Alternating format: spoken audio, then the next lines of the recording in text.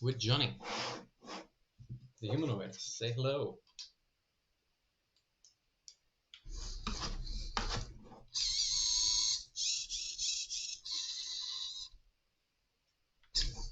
"24 degrees of freedom." And rotate on the spot. Just have a slippy table.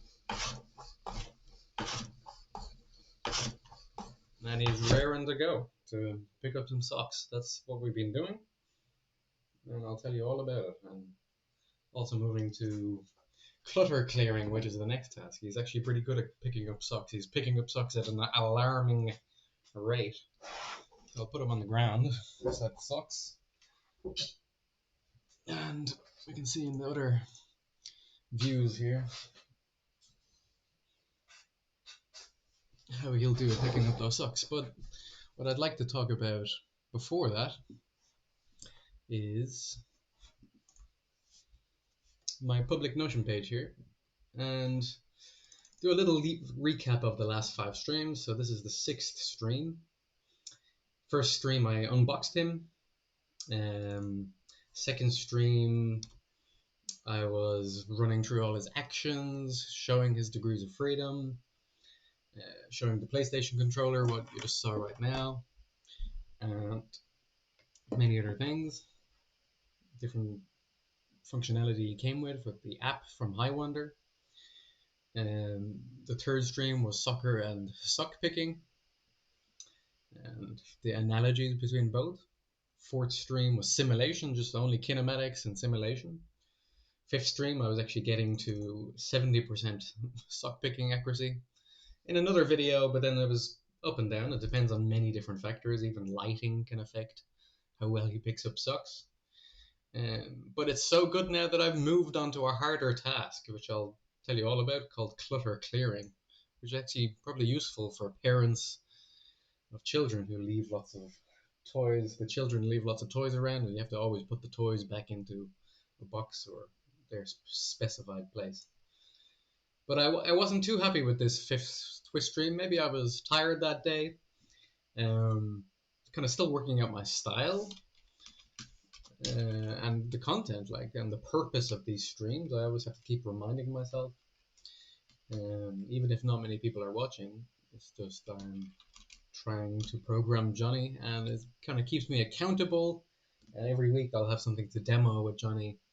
That was what I was thinking, but it also helps my live storytelling. But I always like to code while explaining the code and talking out loud. So that's what I'm going to do in this session. We're just going to code until clutter clearing works better, or let's see how far we get in an hour or 2, 3. The battery only lasts for 2 hours on Johnny, so let's go as far as we can. And maybe we can even program if he's off. I'm building more tests and stuff. We can talk about that. But before all of that, there's kind of a whole new world of programming. I think the profession of programming has changed. And I have a bunch of links up here I'm going to talk about. So Karpathy is very popular. I don't need to introduce him. Previously was the director of AI at Tesla and CS231. That's where I learned a lot of computer vision with neural networks, the Stanford course. And in 2023, he said, the hottest new programming language is English. And this has only become more and more true, and it'll only become more true. We moved from machine code to assembly to C++, Fortran, to Python, which is already pretty much like English.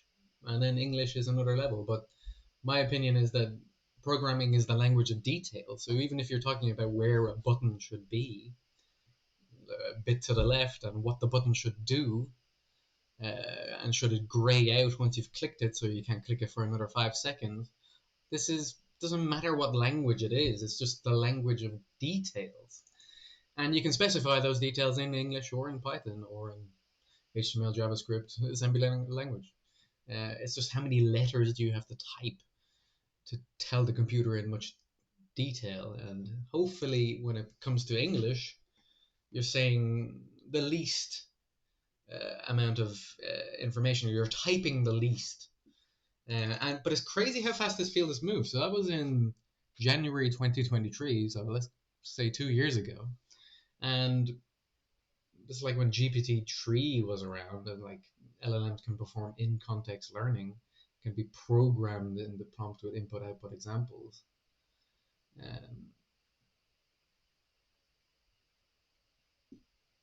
Lots of different examples here he's posting.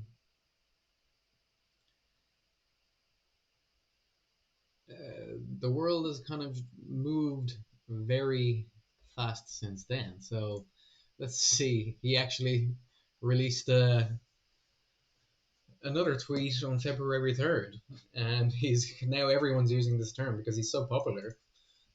Vibe coding, and this kind of angers a lot of people again. The previous tweet angered people. This angered people. I think it's worth listening to Casey Muratori and Jonathan Blow. I'll get to their reply. But before that, let's read this tweet. So there's a new kind of coding I call vibe coding, where you fully give into the vibes. Embrace exponentials and forget that the code even exists. It's possible because LLMs, Cursor, Composer with Sonnet are getting too good. I'm not using actually Composer. We'll get to that in Cursor in a second, but I like the idea of this tweet. Also, I just talked to Composer with Super Whisper. He's being a bit of a troll in this tweet. So I barely even touch the keyboard. I asked for the dumbest things like decrease the padding in the sidebar by half because I'm too lazy to find it. I accept all always. I don't read the diffs anymore. When I get error messages, I just copy and paste them in with no comment. Usually that fixes it. The code grows beyond my usual comprehension. I'd have to really read it through for a while. Sometimes the LLMs can't fix a bug, so I just work around it or ask for random changes until it goes away. It's not too bad for throwaway weekend projects, but still quite amusing. I'm building a project or web app, but it's not really coding. I just see stuff, say stuff, run stuff, and copy and paste stuff, and it mostly works. So of course that will anger some people, and it is an extreme. There's many, it's a spectrum of, on the very left is raw dogging coding, where you're just typing every letter and typing every semicolon. And on the very right is vibe coding, where you're even sometimes barely typing. You're just speaking to the computer. So the computer programs what you want. And he's kind of making that same point here. This camera.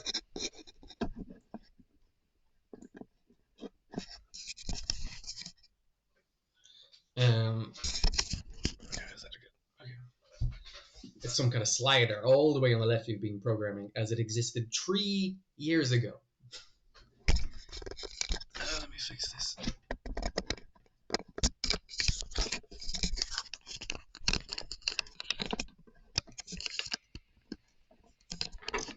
I'm on a makeshift. I gotta have it in a hole so it stays better. Still rotating.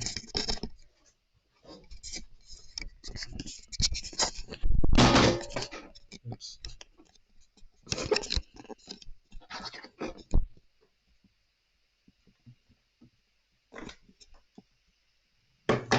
Put it in front of it.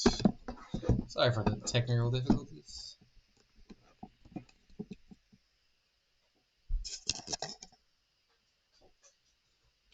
I have my phone in front of it. Okay.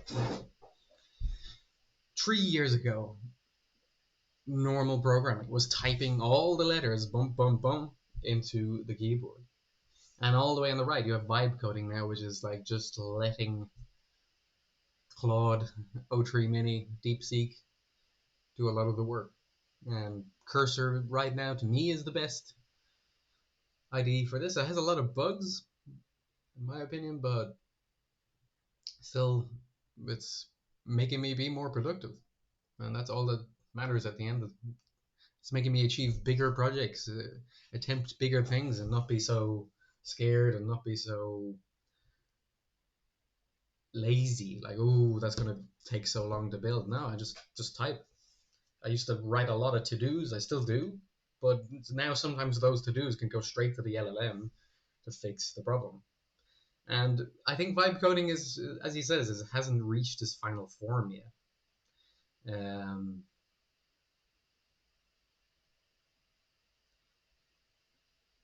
He's still doing way too much. So we need more vibe coding. The LLMs will get better.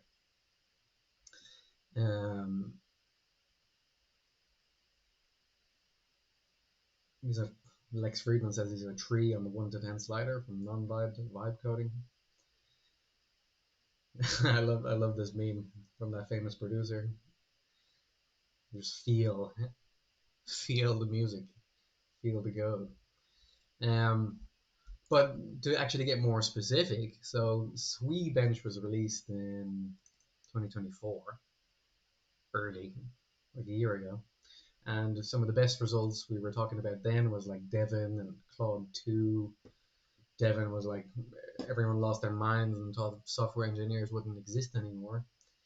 And it got 13.8%. And I predicted, of course, as with every benchmark, it's easy to predict that the numbers will increase. And you can see all the leaderboard here. Where's Devon or Aider? Different SWE agents. We went up to 55% here, and then OpenAI introduced a new SWE-bench Verified, so just to fix the actual data set, which is always a good thing to do in machine learning. Make sure your data is good. So they made a new data set called SWE-bench Verified, and showed some results here with different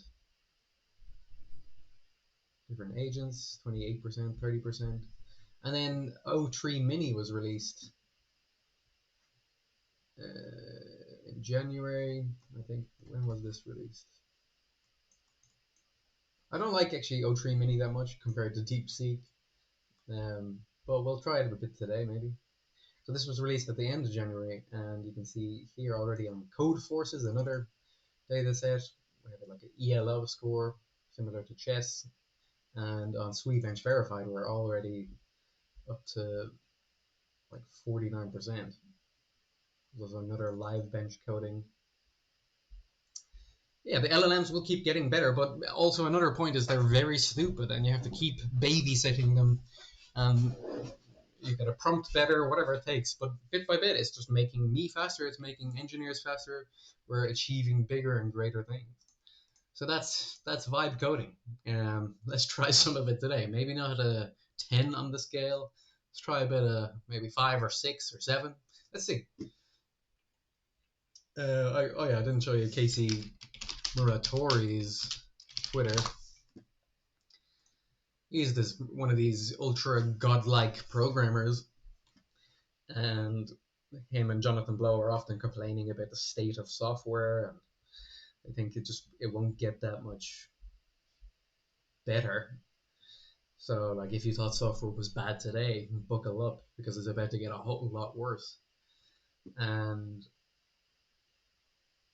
there's that meme I have to find what we think will happen with software dev with AI versus what actually will happen. Let's find this meme.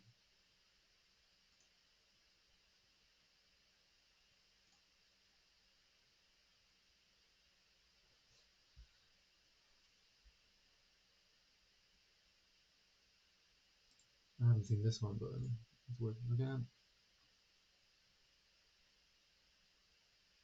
I can't find the meme I'm looking for specifically. I might open my LinkedIn. I sent it to a friend.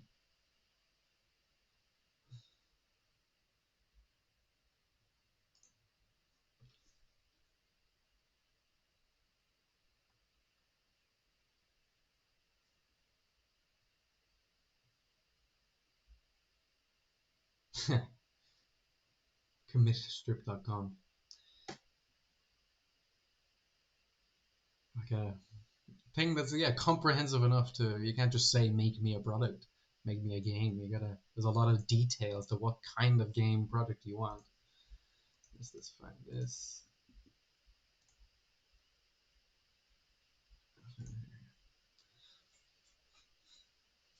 Sad engineers, pilot complexity. And I feel this as an engineer myself. There's just hard to get things done. But my actually opinion is AI LLMs will help a lot, and it is already helping me. But so what people think AI will do, the complexity is just abstracted away. But this comic is saying that the new pile of complexity of AI pipelines, templates, the AI, and the old pile of complexity. And I think, yeah, engineering is not going to go away because there will be more problems and higher level problems. And because we'll build faster, there'll be more interesting problems and more problems everywhere. So we'll need more engineers, and we'll need more like new engineers who are just whispering to Claude to fix the bug and try different prompts to make it happen. So yeah, that's a bit of context on vibe coding, how programming is changing, and they will just get better. And I think it's important to listen to Jonathan Blow, Casey Muratori about the state of programming. They're not too hopeful. But let's see. We'll also see in this session and in my other Twitch streams how much vibe coding helps me. I'm even automating my commits. I'll show you that in a second. And my commit messages for more code flow. So I'm just straight in the flow and automating tests and the code to then pass the tests in a kind of TDD loop. And one day, test-driven development loop, and one day I'll just make this go in a circle. And I'll make Johnny pick up more things and eventually open the dishwasher. I need a better humanoid for that.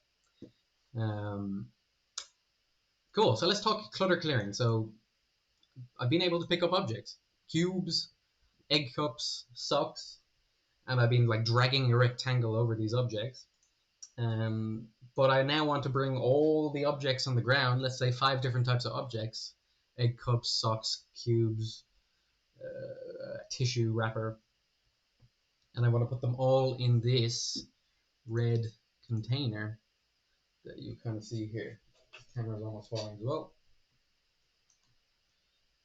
So I want him to put the cube, these 2 socks, into the container. I'll open it. It actually is a sock hamper.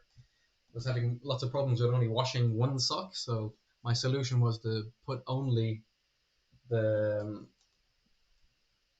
socks in the red hamper, so we wash all the socks in one go. So there are no brotherless socks.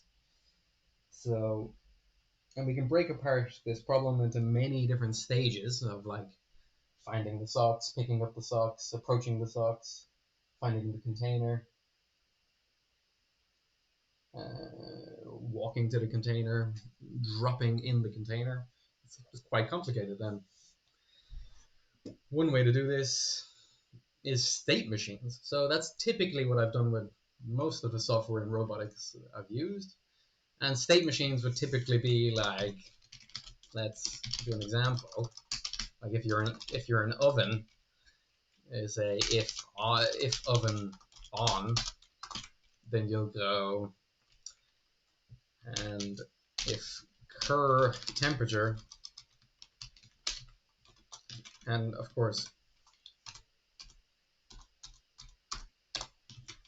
if oven off, do nothing. And if cur temperature is not set point or minus set point temperature,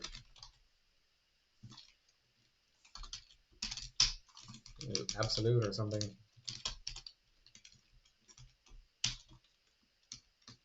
it's greater than 0.1, change temperature. So that's kind of like a state machine of an oven. You could do the same with robots that dock and charge and patrol, but it gets very complicated very fast. So I can solve some complicated state machines. And then let's look at behavior trees as well. Chrome is quite slow.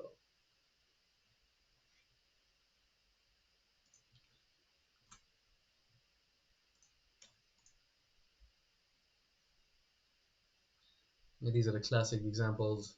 The behavior model is a state machine, so the word behavior comes in. Finite number of states, finite state machine. So based on the current state and given input, the machines perform state transitions or even stays in the same state. And this is a typical way to do things, but I thought I definitely needed to up my skills in behavior trees. Here's a good example. Game running, player clicks pause, game paused, player clicks resume, we're back to game running. Game over, player clicks start, the game is running, player dies, game over. So that's a pretty easy to understand state machine. But as you add more states and weird things that can happen to change states, you get a lot of these arrows going in every direction.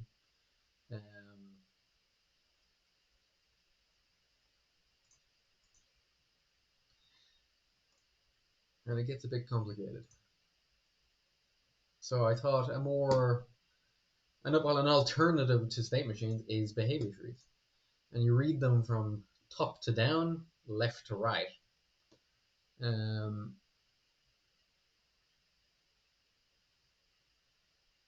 This is actually very similar to my state machine, my behavior tree that I want to achieve right now. Let's open this.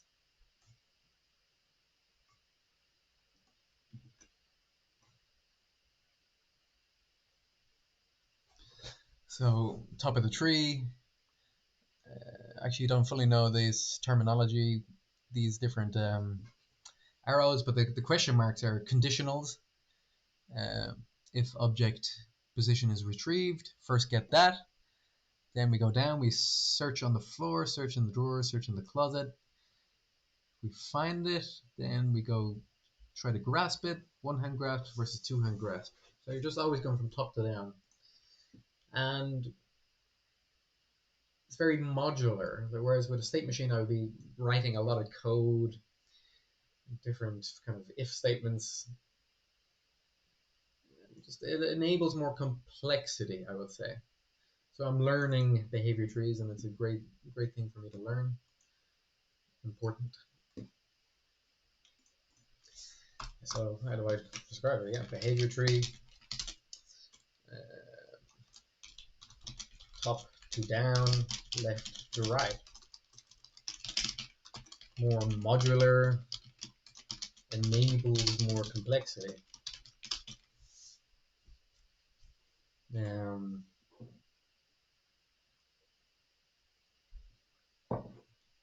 I'm using the PyTrees library. You'll see it, and I'm actually generating the trees live in a PNG SVG format. So we'll see it. Okay, let's just jump into the code.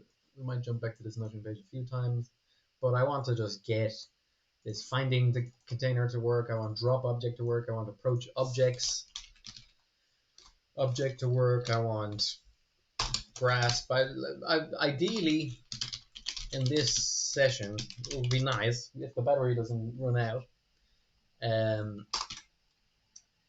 Find object, grasp, approach,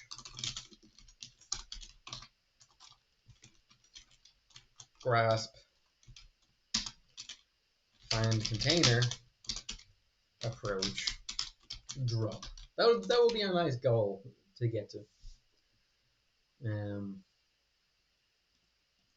Close some tabs. Okay, and I've also been doing some unit tests, functional tests, trying to use GitHub Actions to do CI/CD. We'll talk about Dino in a second. Tracker node, drag rectangle. I'll cover it all as we go along. Rather than explaining, let's just run the code and see where we were. So I have clutter clearing folder, many different scripts in here. I have a test behavior script that actually doesn't need ROS. There's a lot of like unit tests. There's a lot of mocks, ROS components. Let's see if we. Okay, let me git pull. Oh, I have this git problem. Do I need to? Actually, the robot crashed, ran out of battery in the middle of. Ran out of battery and actually failed. So I wonder if that corrupted GitHub. So we're vibe coding. So, well, I can't get pull. That's one problem, and then the test is also not passing. What about the other test?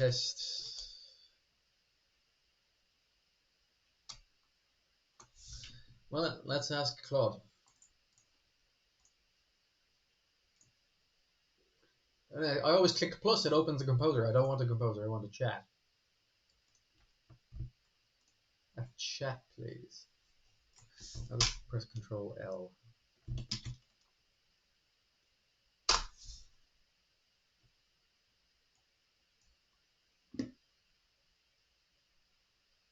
Yeah, we can try fetch again, okay? Need to go to the high level. Yes. So remove and then git fetch.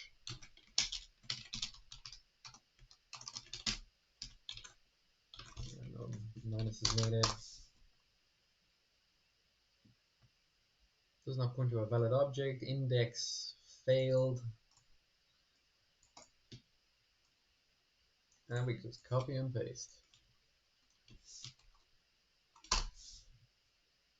Claude is pretty fast, and I like how Claude thinks. Okay, it's saying I've had this happen before. Just back up. Well, I have all the code. What am I missing actually? Is there any changes that I forgot while the code crashed? I'm not sure.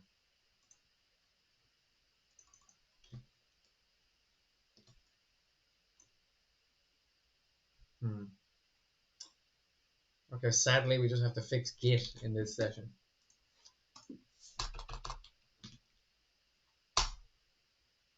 Permission denied.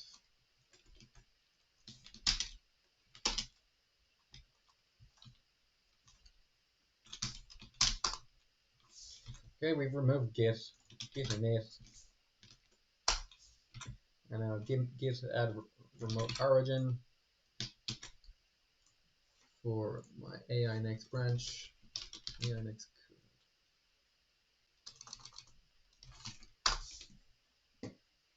I'll use the SSH. Don't know. Let's try the HTTPS first. Probably won't work. And I get pull.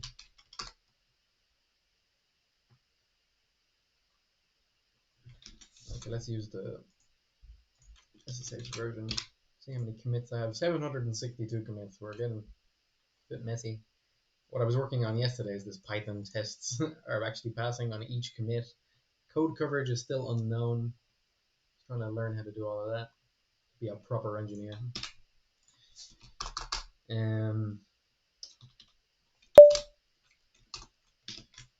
Using SSH. Now I have to do set URL.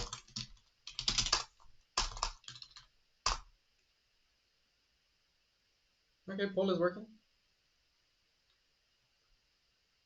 No tracking information. So I git branch. Yeah. Let's do this one. Set upstream to origin master. It does exist. Git fetch all. Git pull all. Why didn't that work? Master does exist. Yeah, fumbling around with Git.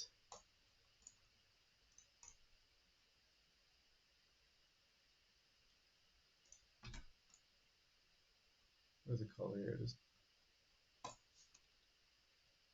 Just pull origin master. Porting. Okay, then let's follow the instructions of making a new temporary branch.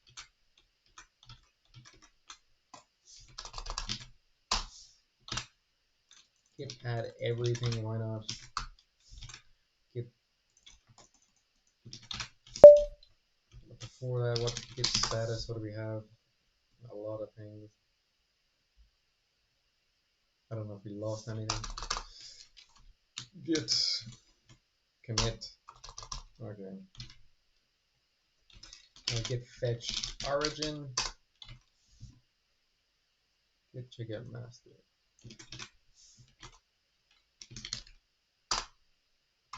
Now git full.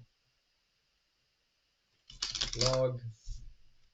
Yeah, so these are my automated commit messages. That was yesterday, February 8th. Today is February 9th. Okay, so we have the code. Do things work? Let's go back to this. You can also cat the battery here. So battery.text updating. We have 12 volts. Here we go. If I read the back of the voltage on the robot, it says 11.5. So can I trust this? I don't know. Can we run the test now?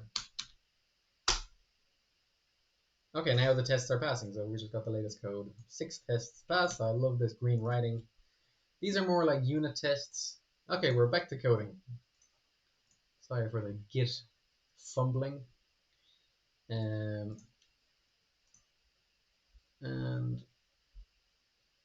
this is all good.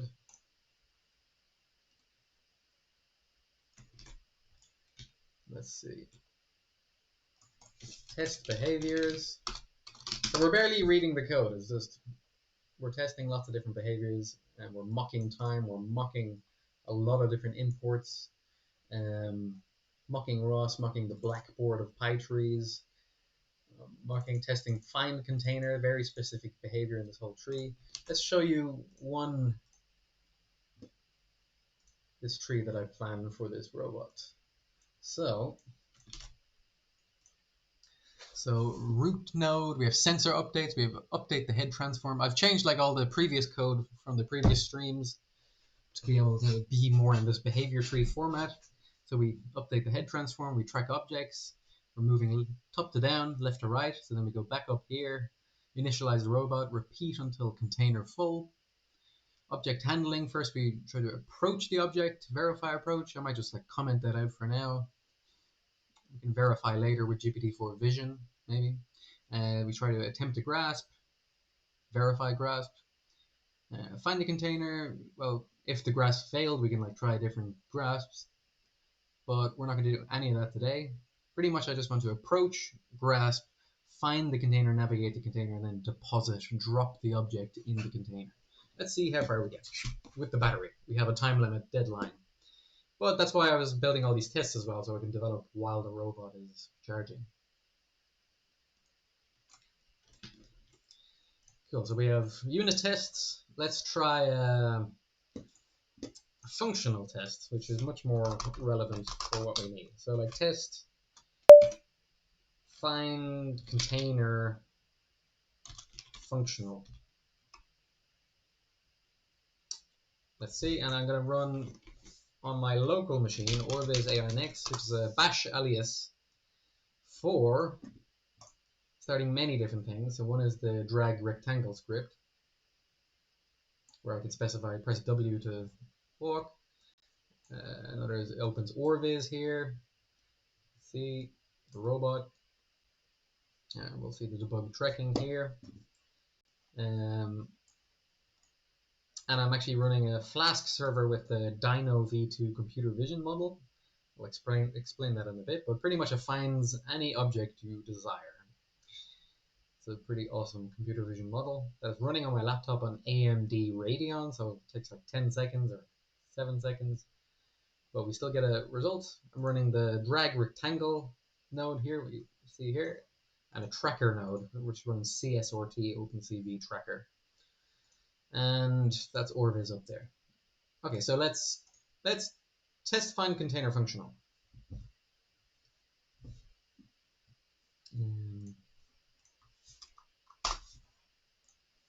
Let's see.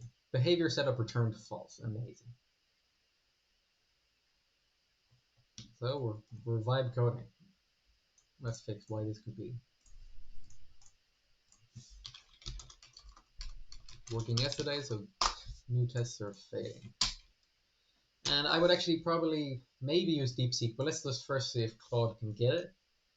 And it was working yesterday. Why is it not working? Should I test find? Do I need to be running test find container function? These imports are very ugly.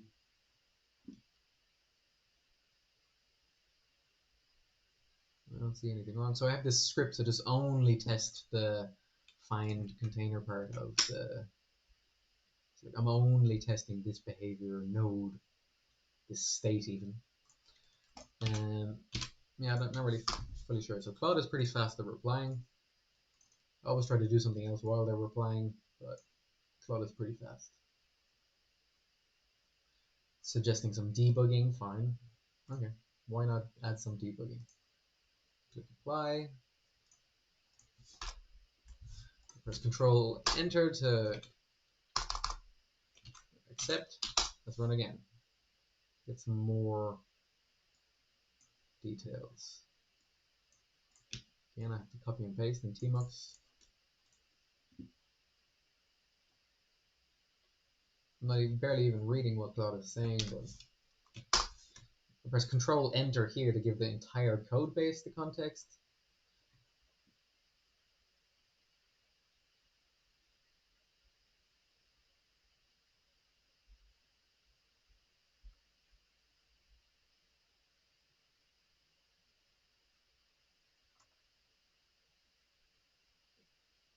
Okay, so now suggesting to change my find container class, which is in the clutter bt file. Apply doesn't work here now for some reason.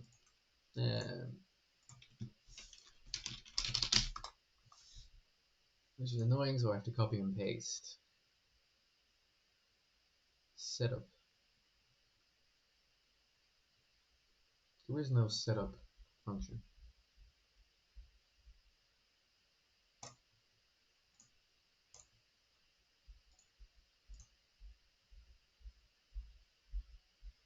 Oh, add this method. Okay, so it doesn't exist. But then where am I going to call it?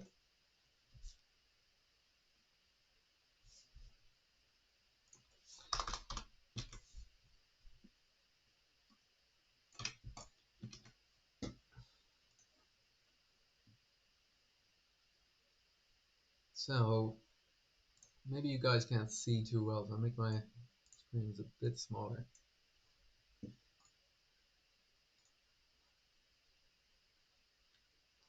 Is the camera running? Let's check.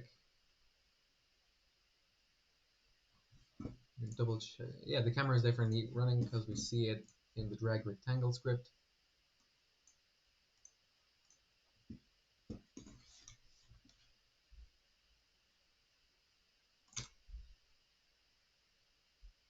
Oh yeah, who's going to call setup? Do we have setup?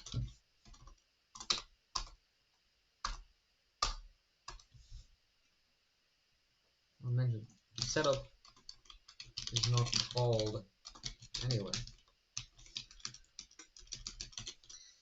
I just added it, and now I always have to add context. I think I have to update cursor. It's not updating properly.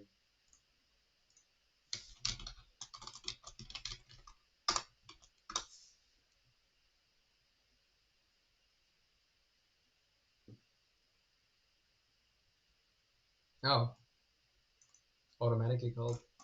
Okay, let's run it again.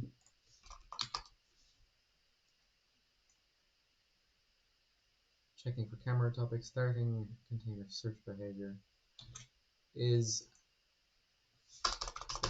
actually yes. The Dino V2 is running. We're loading the model. Something went wrong in the tracker.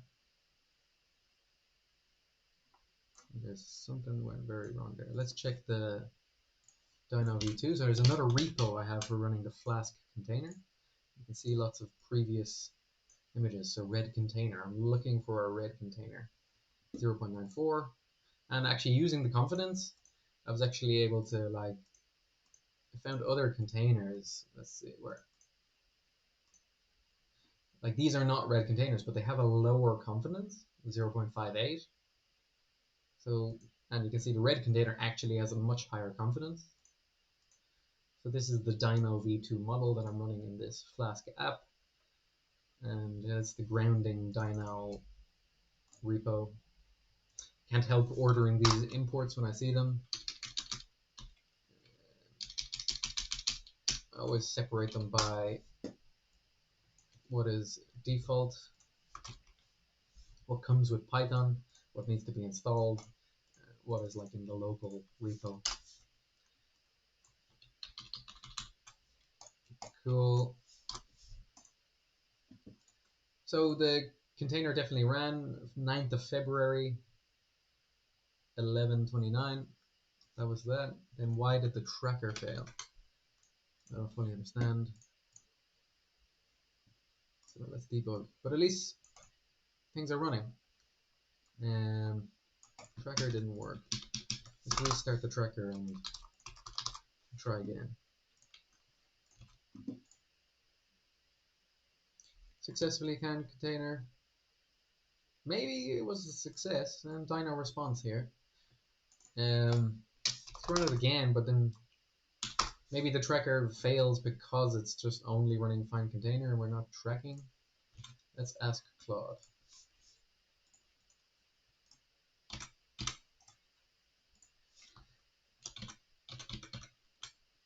Is the same thing happen again? Yep.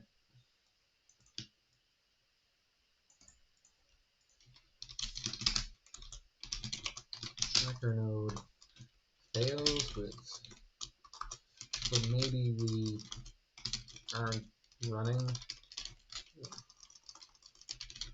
tracking code properly when we run find test.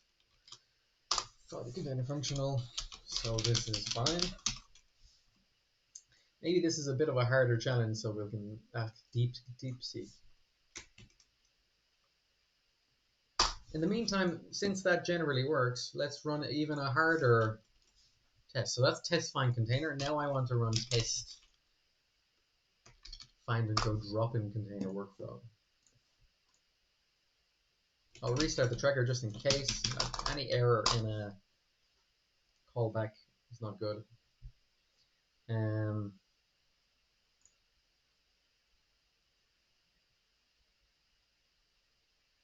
So there's a low height object.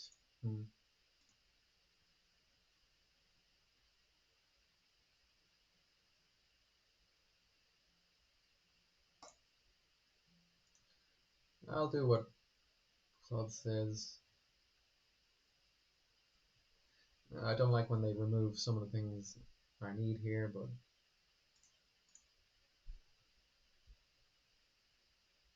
I want to do this bottom 6 thing. Now I'm going to have to reject this change. What are we actually doing? Minimum height. I don't care about that right now. So I'm rejecting that change. I mean, I could say to do code reject small key boxes. Let's see, I want this bottom height thing. Or something's wrong with this. This is actually new code I was just testing. Yeah, but let's try the old code. Let's see if that works. And run this again.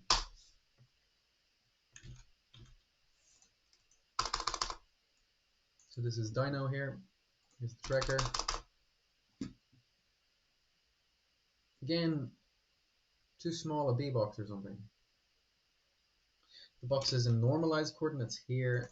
And what's wrong with the tracker node here?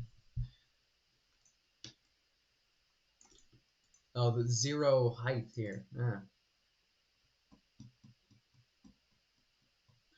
Did I...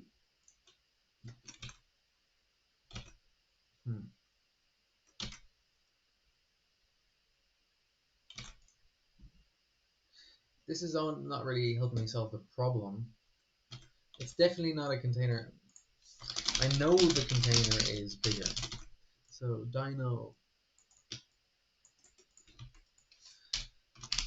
in flask grounding app returned this, and then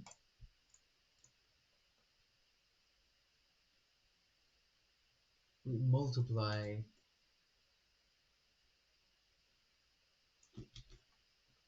specify I did not do what you said because I know the container is bigger in dyno.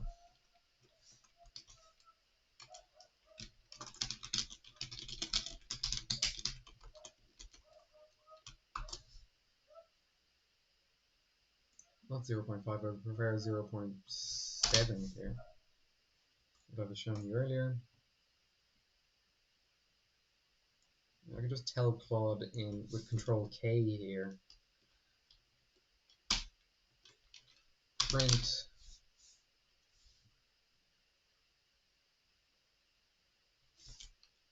these coordinates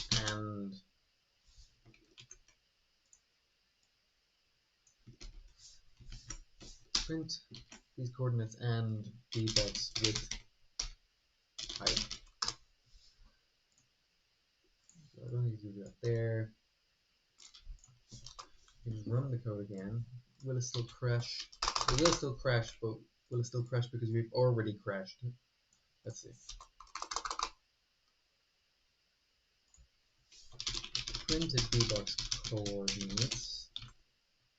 Yeah, it still crashed fine.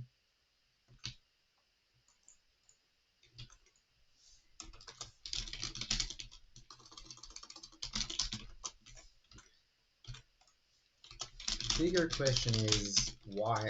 Even misspellings work, but I'll fix the misspelling. Bigger question is why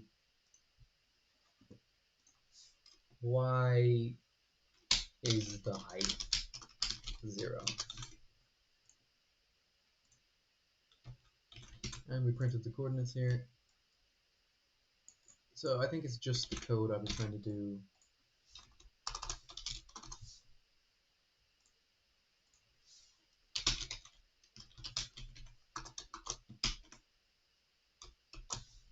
So it's actually just this conversion, I think. Print bottom box. It's just, I think this code is wrong. New y bottom is a Python.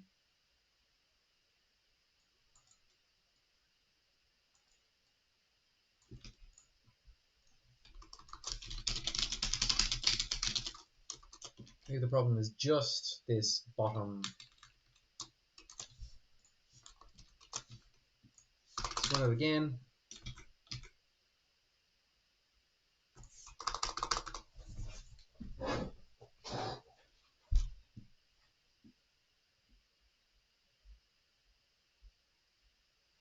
Why didn't I see the error? Print bottom box. Why didn't we see bottom box? Oh, here.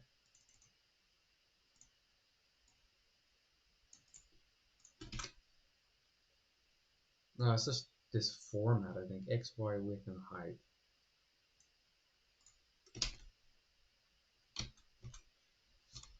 From Clutter PC, but tracker node gets this. It's just the wrong.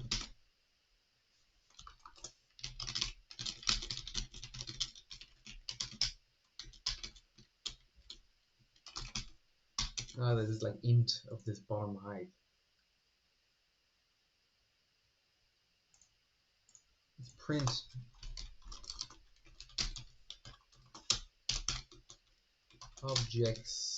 object info. I can even do a import BDB here. Debug. I love cursor tab there. It's just fix every error. Okay, we're almost there. Fixing this problem. Dyno's running again. Finding container. This is my behavior. Just finding the container. radius and go, yeah, the height is 0. Even though the bottom box has all these coordinates, something went wrong with that. What is bottom height?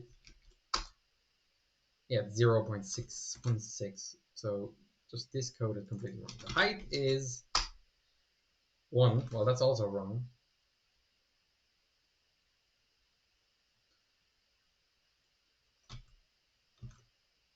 Wait.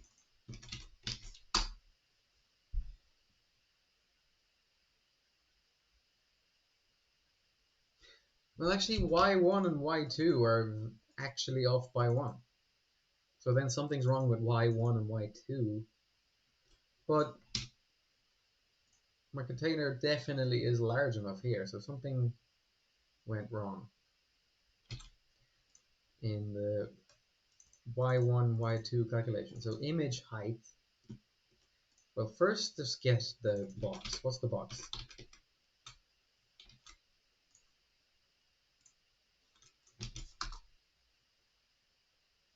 Yeah, the box is in 0.63, 0.63. The normalized coordinates. How did that go so wrong?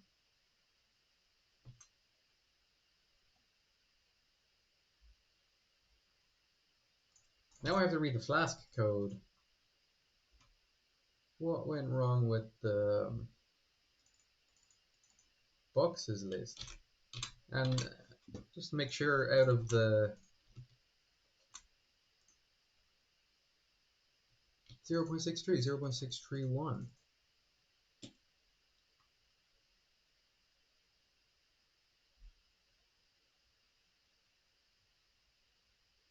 What format is the box in? Box.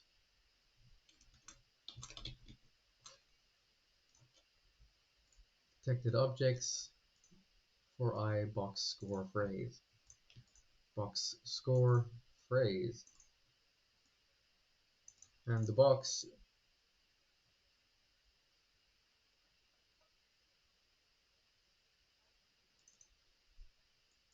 this was working before. This is why we make tests, I suppose. And then on every commit, make sure that everything keeps working.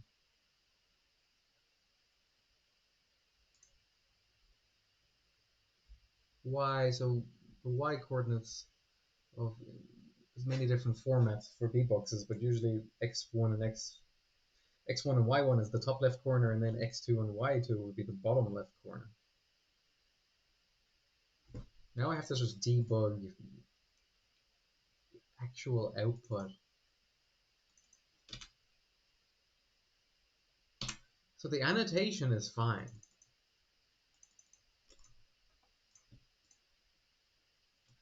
What did I do here? WH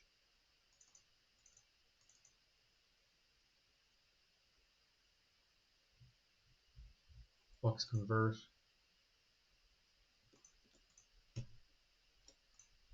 WHWH. Getting from the image source. And it's multiplying I by a tensor. So it should be x, y, x, y, yeah, to get non-normalized format. X, y, x, y. What do we have here? X, y, x, y.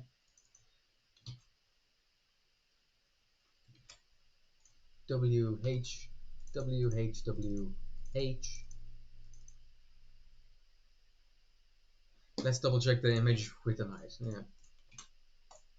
I think it's fine actually, but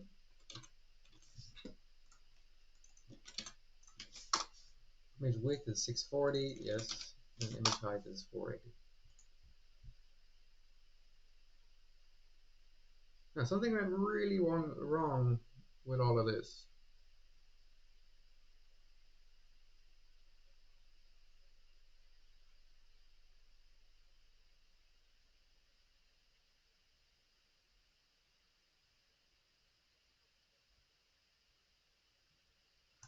Let me read the tracker now just to make sure. But I think the problem is just purely dyno.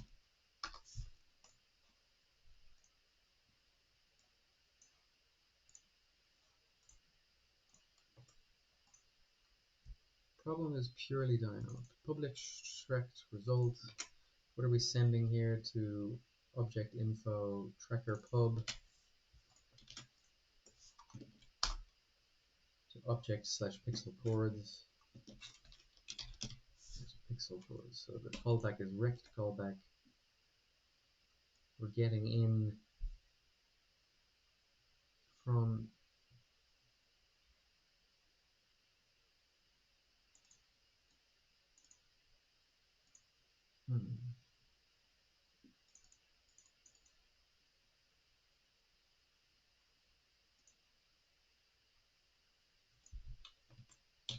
and let's talk to DeepSeek.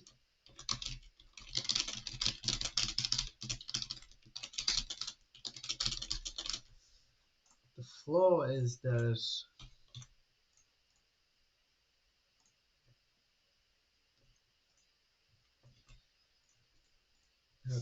Flask branding app is actually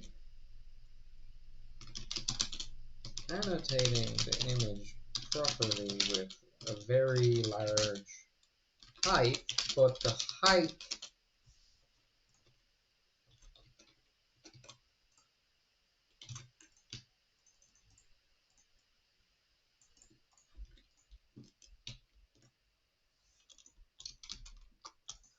of normalized coordinates shows that xy, y1 and y2 here are both close to 0.63, but the annotated image is correct. So something is wrong in Flask grounding app.y.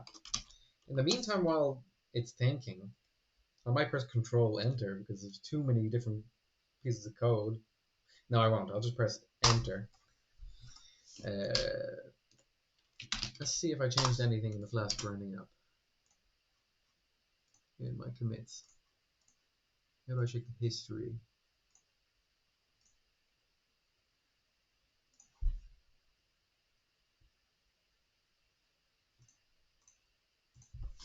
Flask.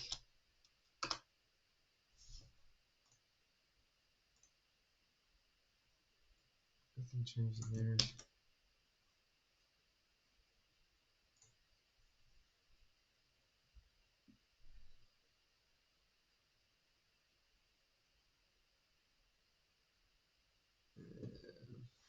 I need also help with an LLM with this. Make a new chat. Not DeepSeek, Claude. How to check history of single file.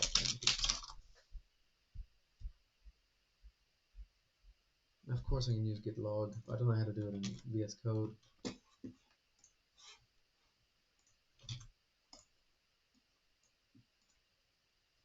Where is the file? Need the path.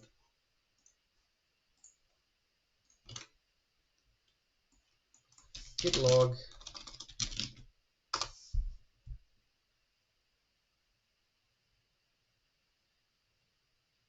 I was logging the prediction time yesterday.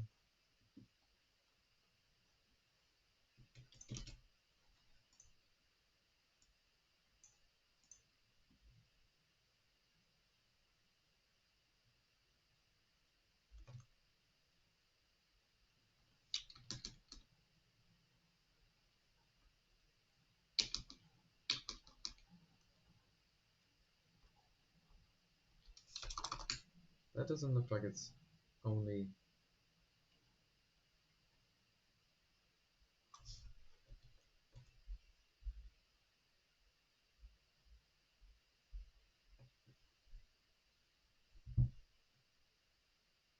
Got a new to do February 8th, 1342. This one.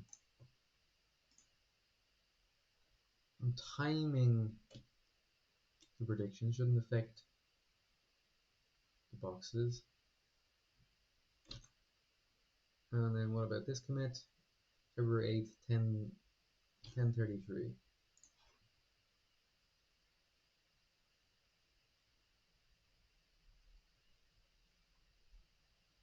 What?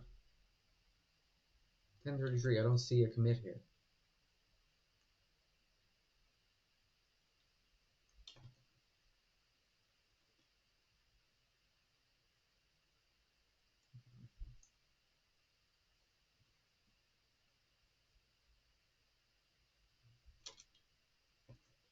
Well, it was February 1st, but it worked long after that.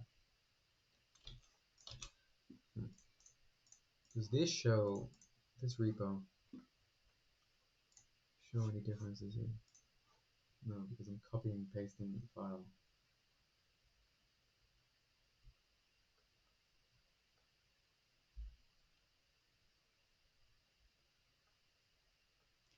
I'm going to copy it just in case. Is there any differences?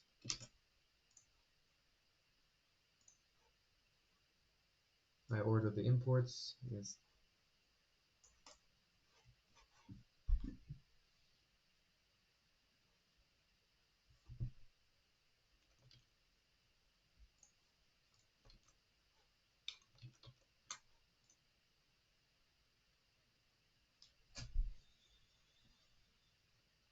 Okay, I'm dumbfounded. Anyway, let's go back to what DeepSeek was saying about this confusion.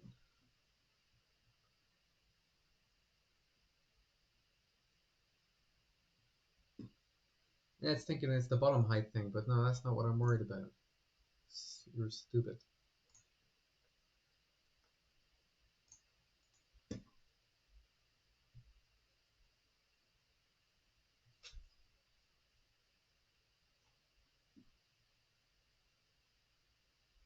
I don't want to verify the dimensions. I know the dimensions.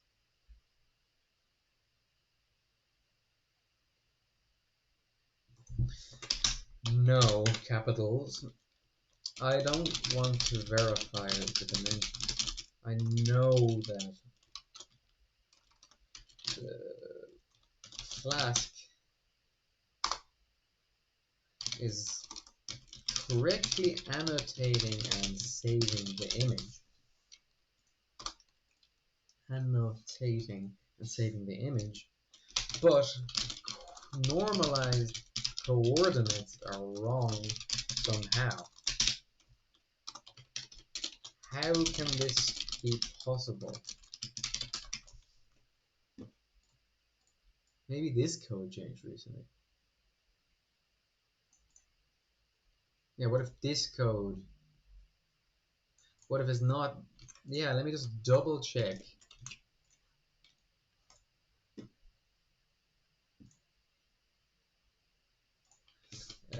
Different repo, but what format is the bbox? Here. Also read inference. X1, Y1, X2, Y2, or something else. How does verify?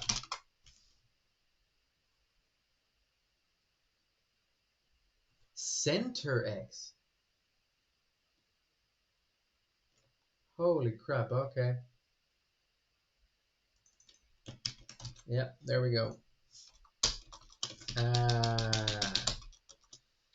It is in this format from Dino. Change the reading of the bbox in Clutter BT to read this format. There, that solves all our problems. That would also explain why the center Y. Yeah, somehow the center Y and the height are the same. That's just a coincidence, maybe?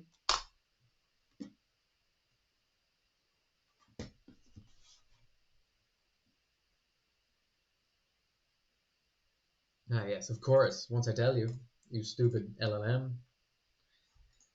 Okay. Now we're looking better. And we're still doing the bottom height thing. Let's see. Finally, we're going to run the code again. That was a bit of a pause. Do we want still PDB? Robot's moving. What's my battery at? 11.3. But the robot actually says 10.8. Fine. We don't have long.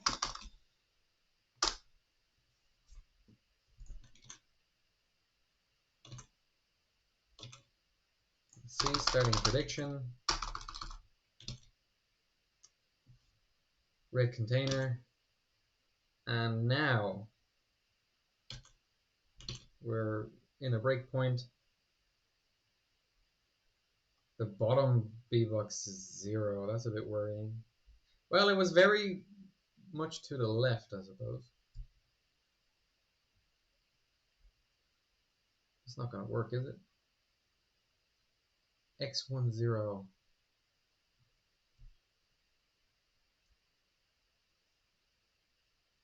Could work. Depends on how the tracker node takes that input. Let's just tracker publish. Press N. Ah, we're actually tracking. Oh my god, it's actually working. We're tracking in Orviz, and I wanted to get the bottom sixth of this container because that's how we typically track objects and socks. So now if the tracker's lost, tracker's back. If I press W, should start walking towards it. Oh no, we don't because we're in find container mode. We're not in actually traveling to the container. Okay, it's actually working. Can we have a big green pass for this test? Maybe. Success.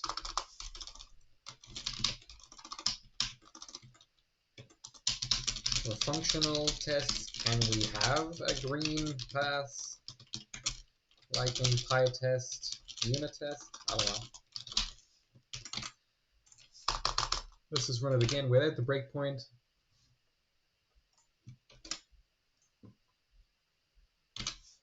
And we're going to start committing code as well.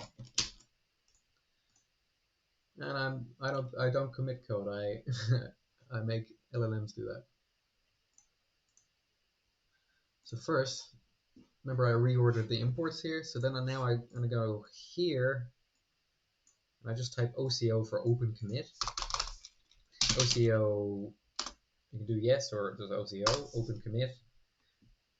Let's see what happens. It has one staged file, flask grounding app, generating the commit message. Reorganize imports for better readability and maintainability. Yes. And it didn't ask me to git push. Yeah, I want to git push. Let's set that setting. OCO, does it come here? Yeah, git push true. Always ask for it. This is a config setting. Next, let's commit probably both of these together. I don't know. No, the testing let's do separately. So OCO, yes. Generating commit message. Add a debug logging for behavior and disability. Git push, enter. Next, Clutter BT. So we added the setup function. I would say this is vibe coding at a level of 4.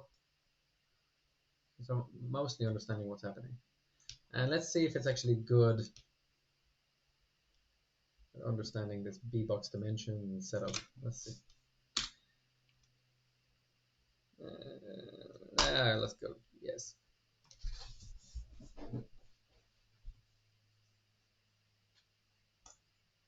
Update bbox calculations to use center coordinates. Okay.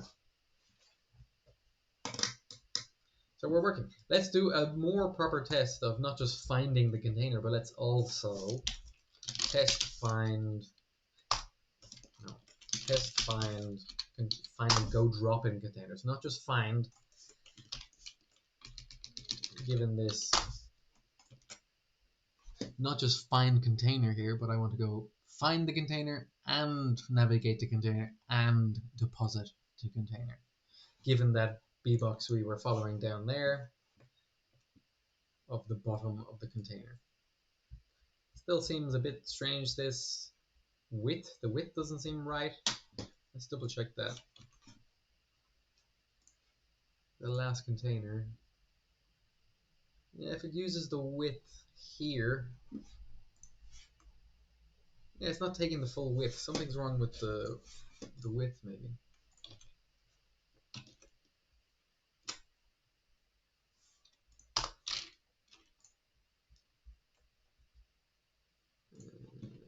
Clutter BT. So yeah, I haven't really explained this file, but this file is getting kind of large. I might split it into multiple files. But typically, in if name, we're creating the root node. We display the ASCII tree. It's trying to create a visualizer. But here I'm just specifying all these different behaviors and classes. And what we were looking at is the find container behavior class.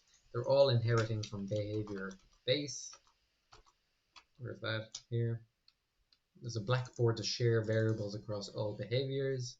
For tracking many different things. And I'm creating this tree with parallel nodes, sequence nodes, children, like try the approach, try grasp, try find, navigate, deposit container, commented, verify deposit.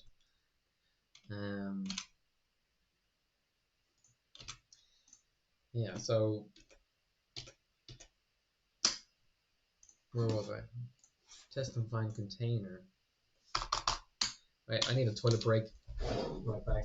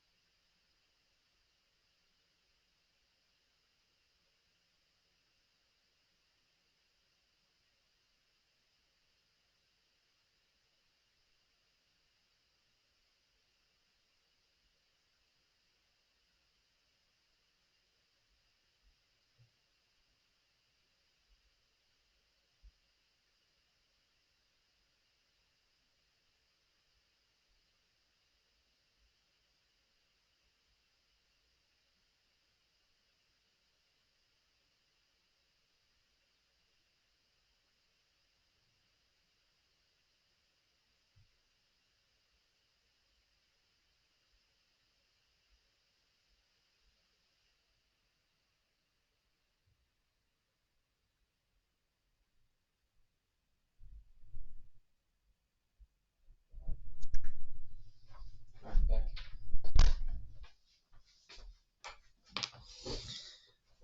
I have a crazy hair day, by the way. Never blow dry your hair before bed. I never blow dry my hair anyway, but I thought I would last night. So test, find, go, drop. Three different things. Find the container, go to the container, and drop the object in the container. This is, so test find container was just only building this find container class. Rust init is very functional, but we're only doing this, and we're looping behavior update.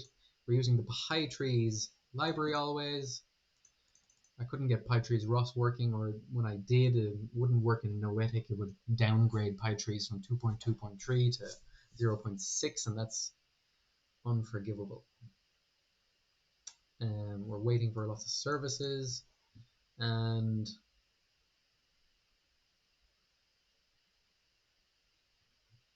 pretty much we're looping, checking if we found the container, and otherwise we break out of this loop. And that. So that's that. Test, find, go, drop is a bit more complicated. We need three different behaviors, nodes, find the container, navigate the container, deposit to object inside the container. We add these children like this. We seem to add the same blackboard to each of the containers. Create a behavior tree with a root. We've added the children to the root. set up a blackboard,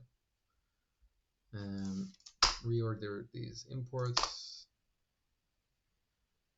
trying to do better logging. I don't think that's still working. I don't like this logging format. I want human readable, not Unix time. And again, we're then taking the tree, checking the status of the tree, and just seeing if we're completing the entire workflow.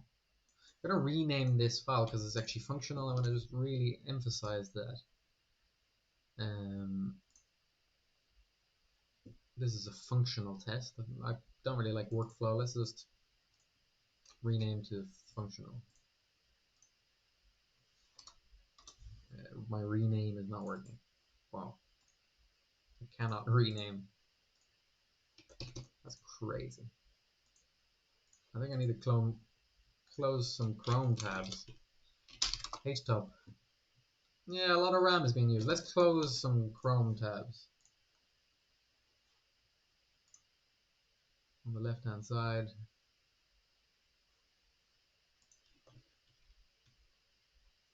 We're obviously using a lot of memory for OBS Studio.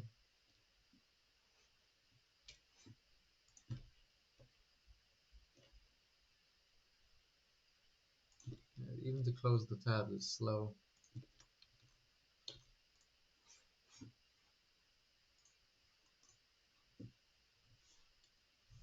I'd like to rename a file. God damn it.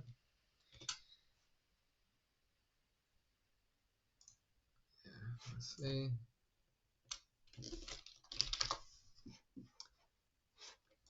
I'm one-tabbing the Chrome tabs. Should see the RAM dropping on my other screen.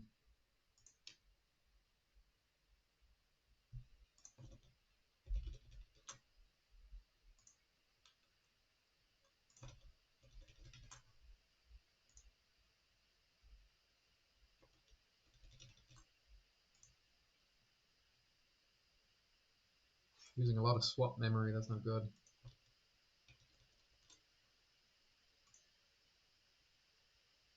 You have way too many Chrome tabs. I've always had too many Chrome tabs.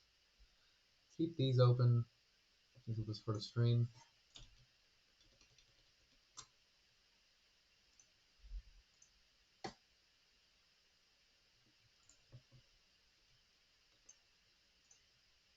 Okay, I'm about 6 windows in.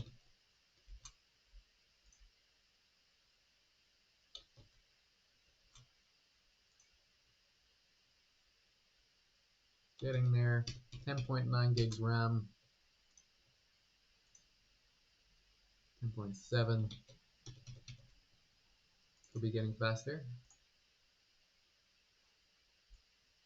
Next laptop I buy will have 32 gigs RAM and an NVIDIA graphics card, not just AMD. AMD is just really hard to get neural networks running on certain things.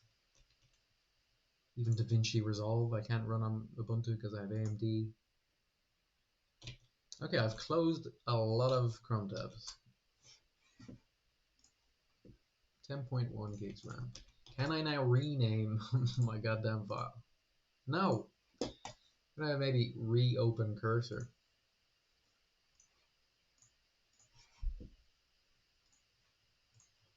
This product.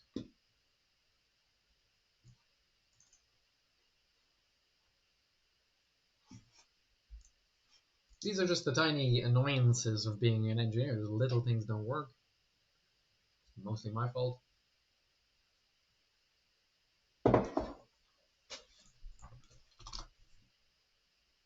This thing's timed out. That's not good. Try again. Have Orviz open here. Maybe that's the problem. There's a SSH internet problem. Battery at 10.5.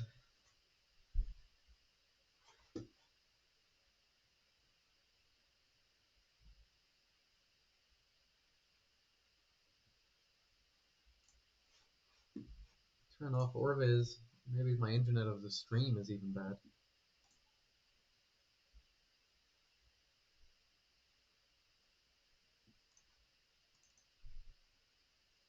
Begin host error. Do I even have internet?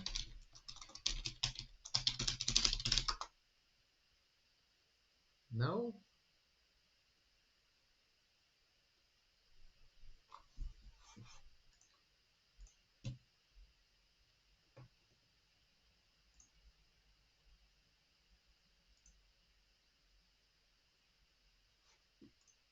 Not good.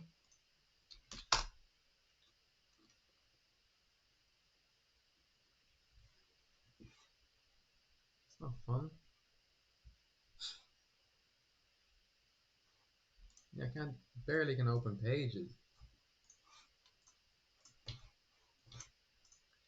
Well, we have SSH working, do we? No. Oh, very slowly. I can click these different terminals. Let's turn off the tracker node. Let's restart that model. Probably takes many gigabytes. I'd like to clear the swap. Okay, now the internet is green on the Twitch dashboard.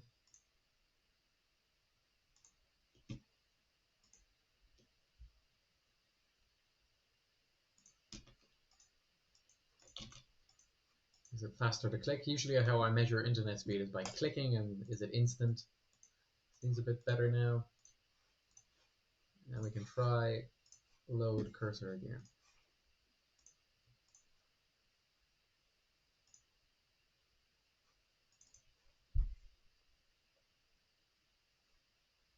Come on, you can do this. There's some magic happening here. Opening remote. And we're back in. And now can I rename my file? I hope so. So yeah, I can. It was an internet problem. I don't know how much of the stream we might have lost or not.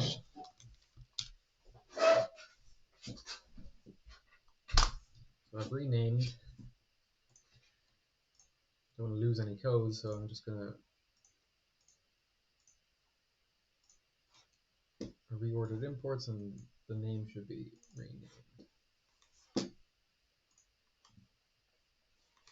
Let's see how we commit this. Let's go yes. Push.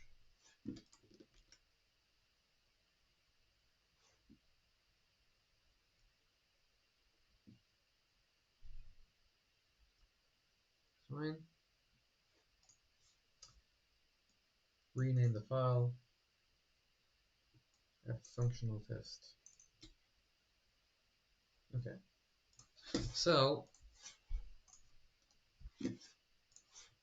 can we run this? We're gonna find a container, go to the container, and drop in the container. Let's see if the bottom thing. Oh, yeah, and the other thing I was testing is this dimension, width dimension correct? And I want to see in Orviz, did I do something wrong with the width dimension? That's what I was checking. I lost my train of thought. It's the width, w pix, width times image height. In this format, w times image height, so normalized coordinate times height, width. Should be fine, but still looks a bit funny. We'll get back to that. Start the tracker node again. Drag rectangle's already running. Yeah, this width just feels a bit wrong. It should be here. But I will. We'll fix it if it is a problem. This camera is falling.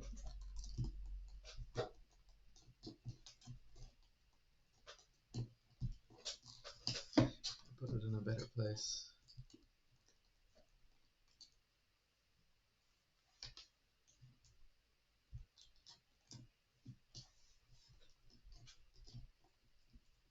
Need more double-sided tape, maybe. I might put the cup on top of it for a bit of weight. And we have kind of a good view.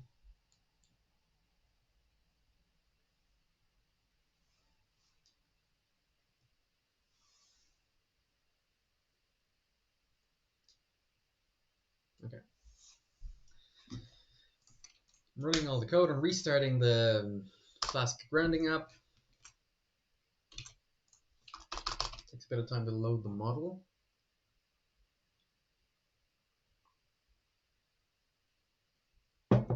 Okay, will this code work? Can't open the file. Yeah, I renamed it. Functional test.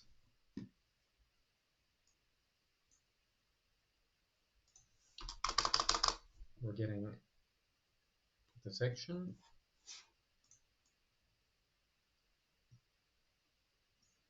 And now the width is better, it seems, taking the full width. Nice. And the code, walking is not enabled, so now I'm going to press the W key. We're finally walking. But we're not tracking with the head. So that's the first problem. We need to track with the head. Okay. Test. Test find container go drop. Things are working. New problem. Test find go drop.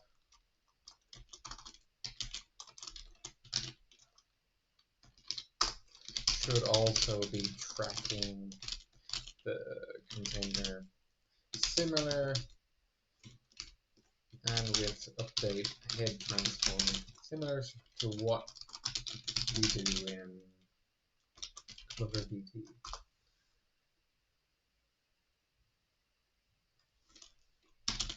Let's make it work. So the reason I need that is because we do the ray trace transform in Orviz to find the object. So I can do all of this maths that we saw from the previous stream, set point optimization, but we need to move the head for the ray trace to work. So the head needs to be looking at the object. For us, we have to first update head transform track object and then find a container. And this has to run every time in this specific test. So does Claude understand what I mean? Okay, I think it might. Update head transform, add children, different update head transform track object. Very good, very good. I think it understood. Let's see. Code probably won't work. We'll fix it. What was that? Yeah, ray tracer.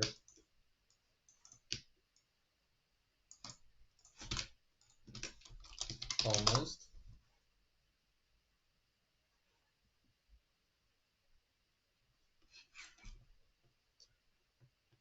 Cool. Yeah, set up Blackboard should be. Where are we updating this set? Oh, we're getting it from test find container functional. So from the other script, test find. Set the Blackboard here, get the PID controllers correct. That doesn't look right to me. It's copying it wrong. But I'm going to accept it. I'm going to go to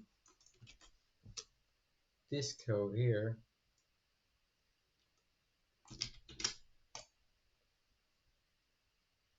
And I'll probably just tell it to be better. Claude right here, Control K. Clutter BT has the above code. Please do it the same way. Oh, that's nicely.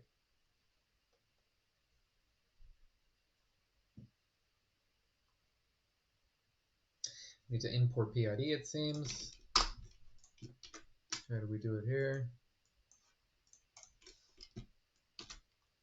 PID. Yeah, like this. That doesn't exist. That doesn't exist either. I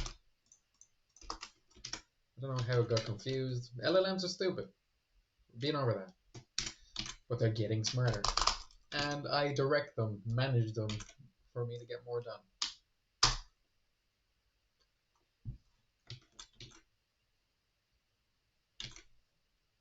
Why did that go wrong?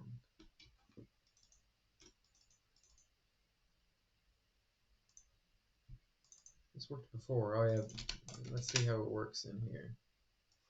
Head, ground. Yeah, let's do the same kind of import magic I was doing here. Should be in the same folder.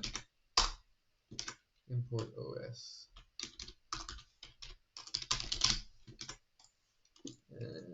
Maybe you can remove these syspats. It's bad practice.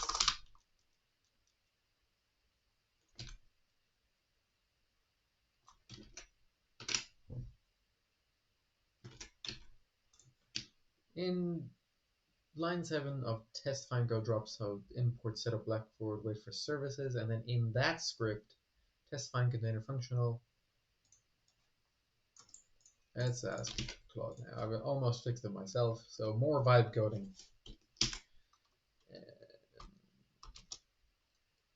Control enter to read all the code base, relevant files.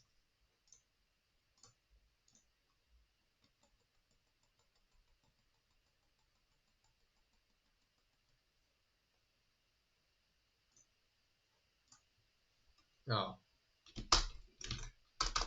just rename the wrong time. And we're running. Okay. We're tracking the wrong object. And now we're tracking the correct object. A bit of a strange dimension there.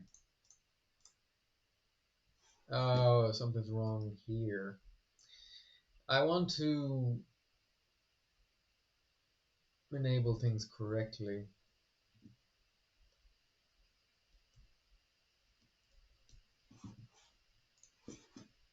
You see the head is looking all the way into its own shoulder.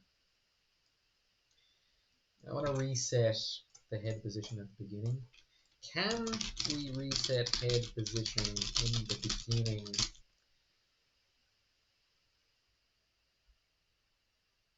Of test find go drop. Soon I have to commit. Similar to what is done elsewhere. I'll do control enter for that because it's a bit vague.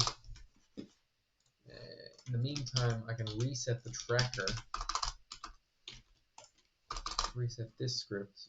I would like the head to go to a natural position. I'm going to restart bring up here.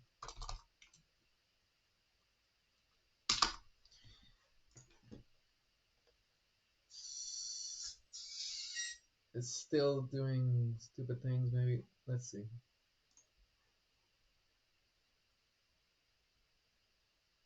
Yeah, update positions, fine.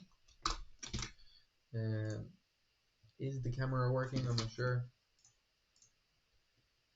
Looks like it. Just move the robot a bit. Yeah, it's working.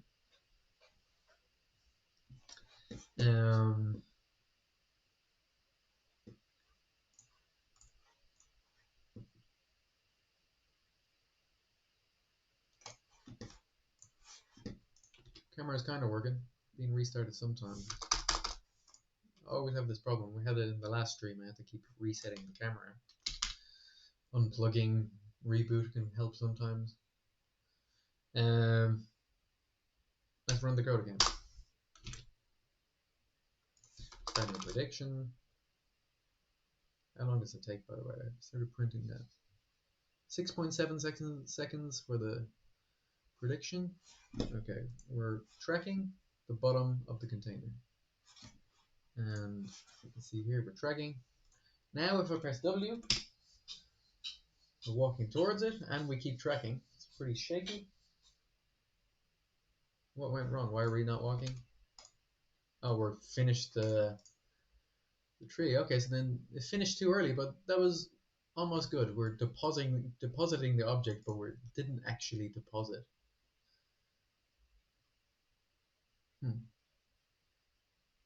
I mean, I'll just copy that output to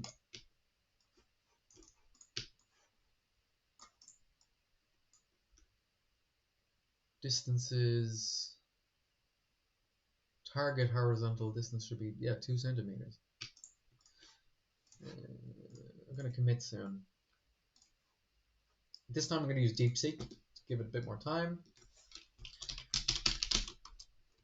But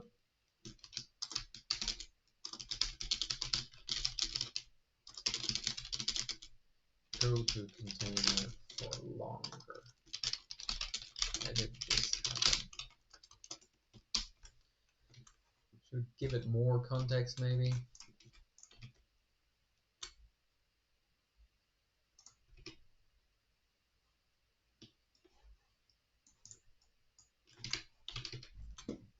While it's thinking about that, press Control Enter. Hopefully that doesn't confuse it with too much context. But well. In the meantime, let's commit some code. That's just one removal here. Let's commit those two. What's the battery? 10.6. But on the robot it says 10. Yeah, we're almost out of stream time. Could start running things, and I would like to set up a simulation so I can like test all this code. Probably will. Could actually ask a parallel DeepSeek how to do that.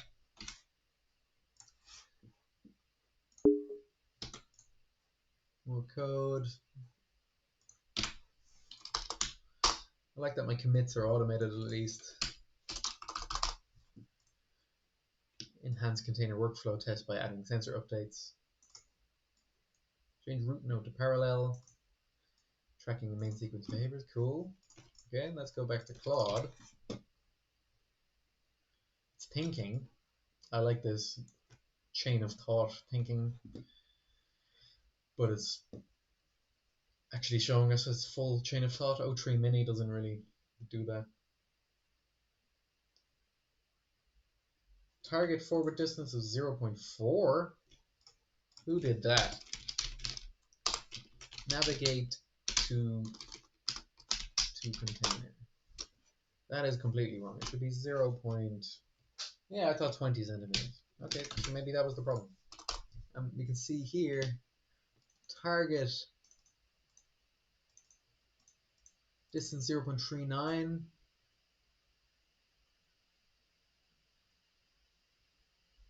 It's close enough. Okay, let's just run it again. Oh, git failed again. Uh-oh. What happened here? Oh no.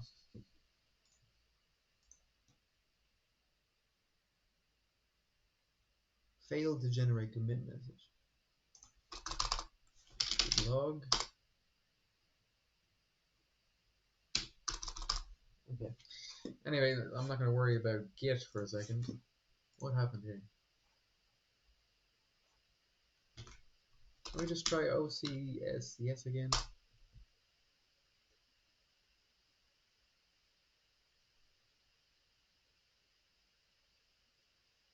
Oh, insufficient permissions.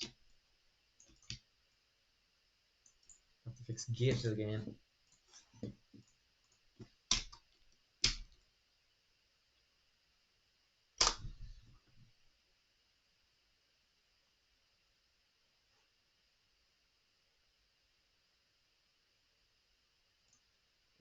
Anyway.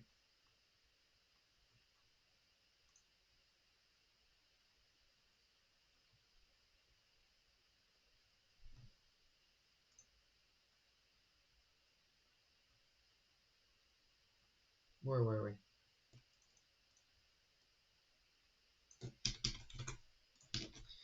Ubuntu.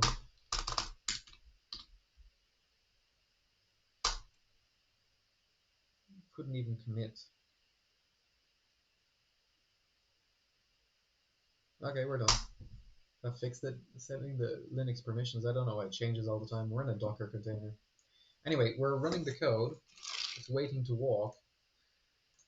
It's a bit of a strange rectangle. It's not the bottom. I'd like to reset it if possible. Let's reset it and run again. We're not running drag rectangle. That's not the bottom 6. Why? That's not exactly what I want. So something's broken there. There were a lot of interconnecting moving components. So the last, yeah, okay, it's like moving too much while getting the image. And now we've lost track.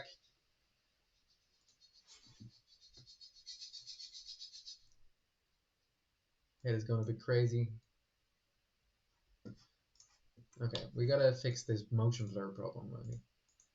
I'm moving the head at the beginning, but maybe... I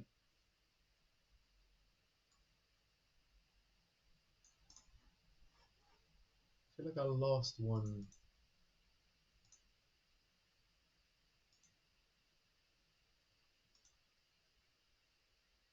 chat. Anyway, I'll just go back to this chat. So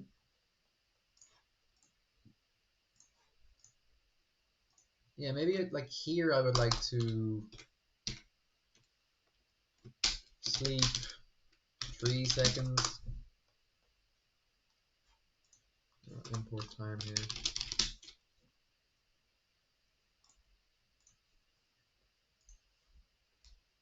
Why is that taking so long?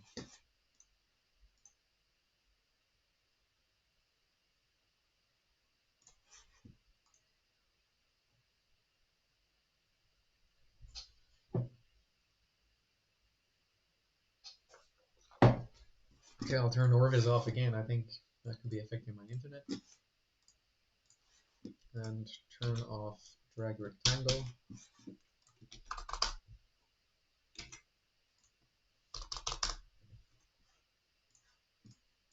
The internet back. Rospi sleep. Time that sleep. I don't know, Rospi sleep is a bit better, but are we using Rospi? Yeah. Okay. Usually do time that sleep.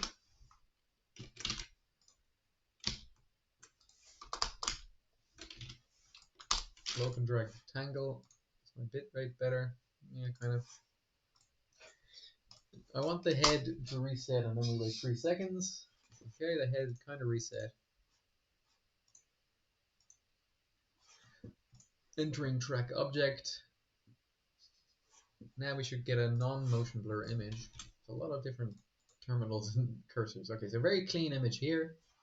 And how is the, yes, the bottom rectangle is good. Tracker lost, tracker back. Okay, I'm gonna press W. Tracker lost.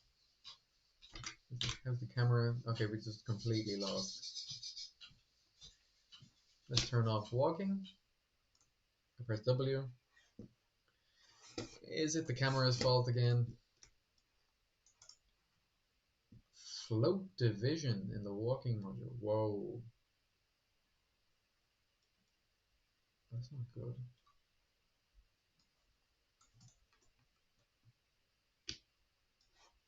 Copy that.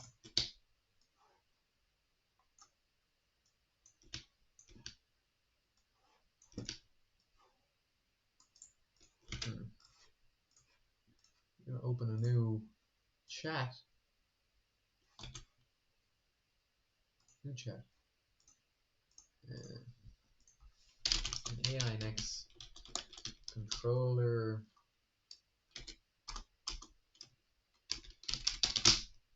Internet.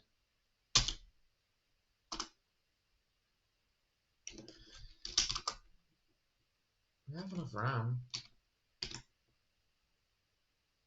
AI next controller and bring up. And bring up.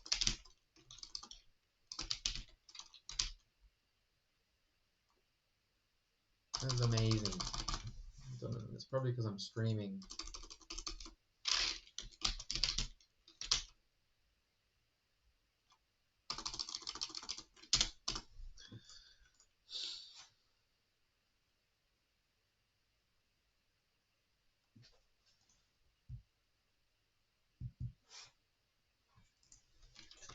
This is preventing me from running. How is my Google ping? God damn it.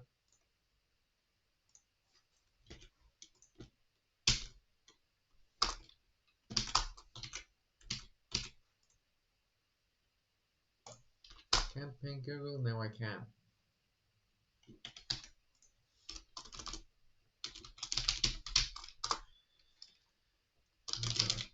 Error. DeepSeek's thinking about it. Fine. Here.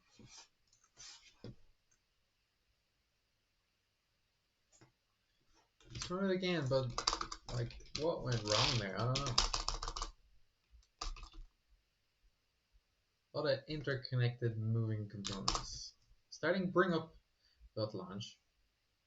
There's one error there that I solved again. It's like a git problem. But it doesn't affect my use case here. And I'm going to test and find go dropping in container. Resetting head to neutral position. And walking not enabled. And are we tracking? I would like to start the drag rectangle or orvis at least maybe. Well, I need the drag rectangle. So orvis works. And it's a nice container. Nice bottom sixth bbox at the bottom of the red container. No numbers yet. Maybe I need to like, let's see.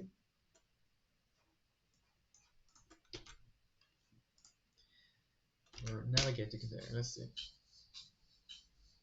Internet a bit better now. Tracking is better. How close are we getting? Open orbit again. Nice. How close are we? Oh, nice.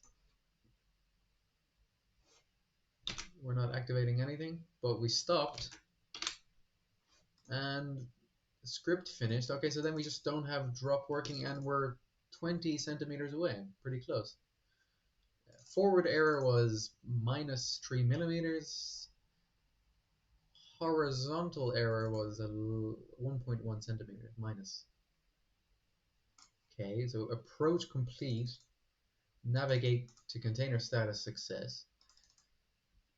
Entering deposit object, depositing object. So okay, deposit object is probably just empty. That's the problem. That kind of worked. Let's make deposit object work. But how's my battery? This is probably the robot could fall at any moment. 10 volts. If I look at it, it's 9.6. Yeah, I might have to stop the stream, but we got a lot of things done. At least let's try to deposit.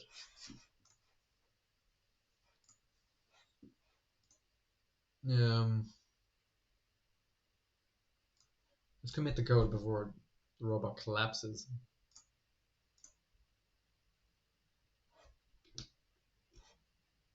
There's two tiny changes there, but both are worth committing as separate commits. First is add sleep.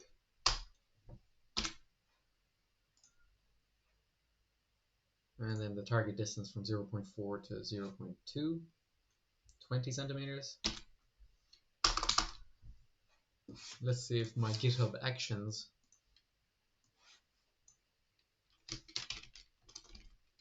or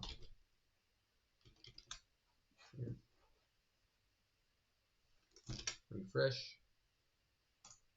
This is pending. Details. Python tests are running. Setting up the job. Set up Python. Install Python dependencies. Just so I can run the test behaviors unit tests at least. Coverage.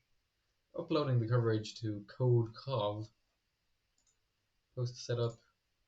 Complete job. So was this considered a success? Success. Nice. I like that.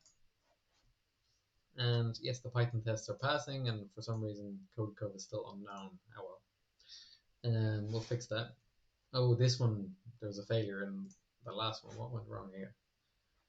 0% of diff hit. Target 27. Oh, maybe that's the problem. What does it say? Unknown. No, no. Okay. Anyway, the battery is going to run out soon. So let's wrap up. I'm going to shut down the robot, sadly. I would like to go further, but we can't because of the battery. Let's see. Running git push. Fine, I have to turn things off, sadly. Kill my session. Exit sudo shutdown now. I'm going to bring the robot to the other room to charge, and I'll try to develop a little, I think. So 1 second. We're shut down.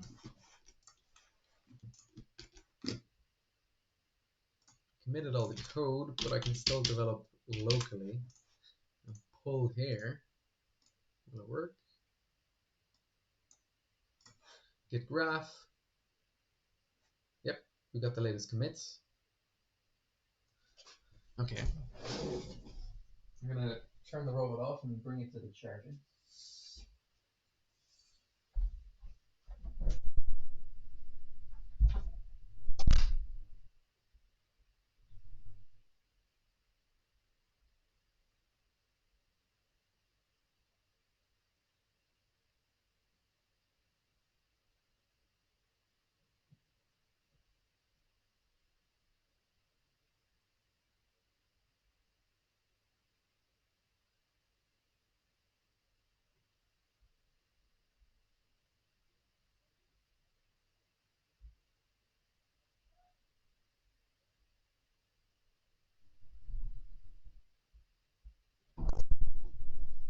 Okay, so sadly he's charging. Maybe I'll be able to charge him for 30 minutes and get somewhere.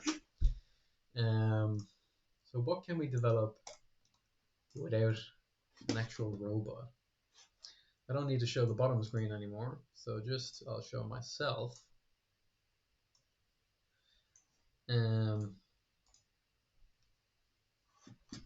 Just keep going. So test behaviors. Well, one question I wanted to ask DeepSeek maybe is, how could I build a simulation, e.g. pybullet or gazebo, of everything I am testing, Clutter BT and Clutter similar test to find container functional and test find.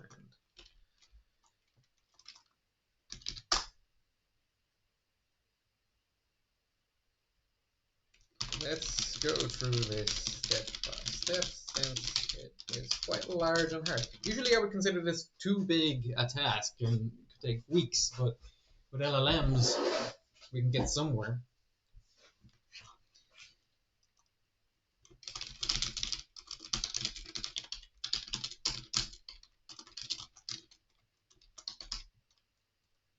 Find container at least and see if grounding dyno and flask grounding app can make this work.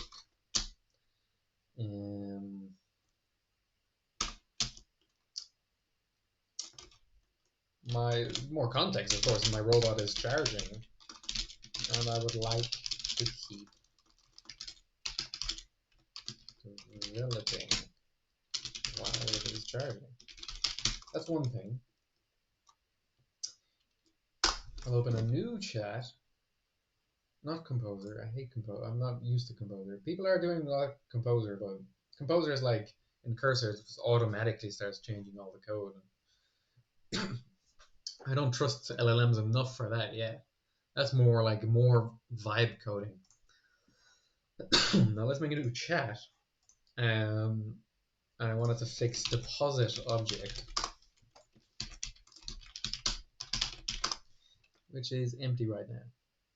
Let's split left, split left.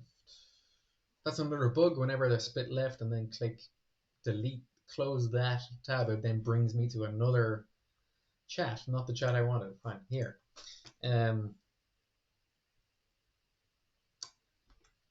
Let's finish implementing deposit object. Deposit object by activating the Clutter helper functions.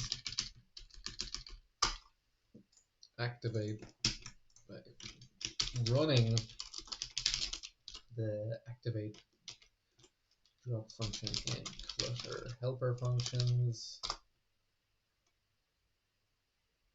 Cool. So DeepSeek, you think about that for a while.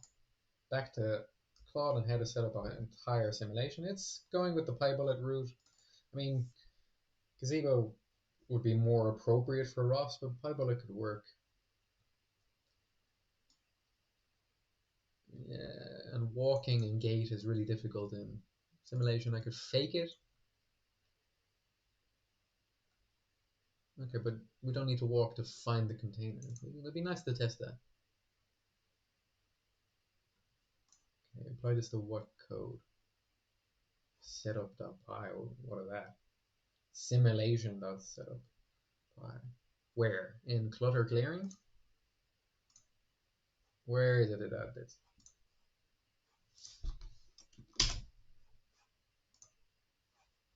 Just simulation setup.py. No, I don't like that. Let's add it to the clutter clearing. I do have a simulation folder, but this is very specific to clutter clearing. So let's say clutter clear sim, or just sim clutter clearing. So will this work? No, don't. I press the reapply. I press reject. I copy a new file. Set up sim.py. Now I'm going to drag it over here. Still typing. Perception bridge.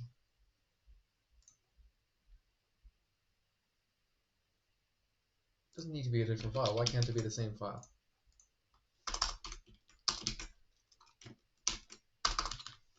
Import suggestions, please. There we go.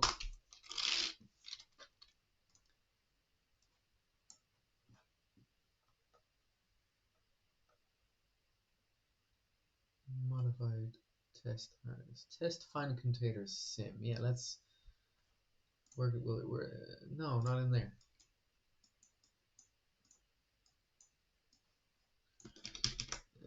Here.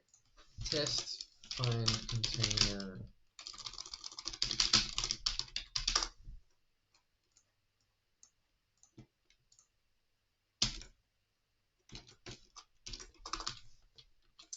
Import suggestions. Beautiful. All just there.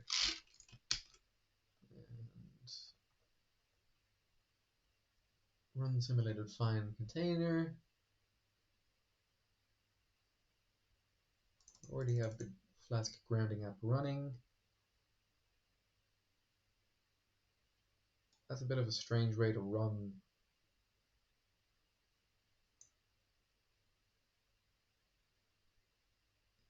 the test.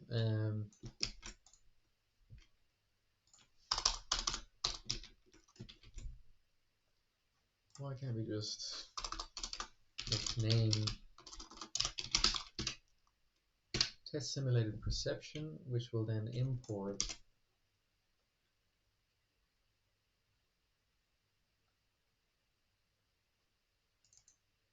some strange code here.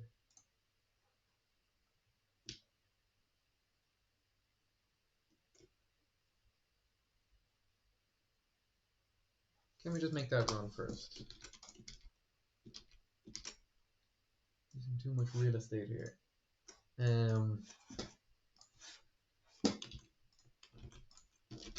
Terminals. So next here. Source.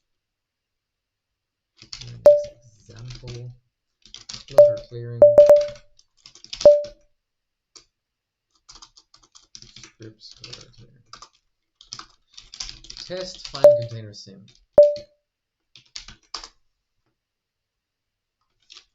I create, activate my conda environment.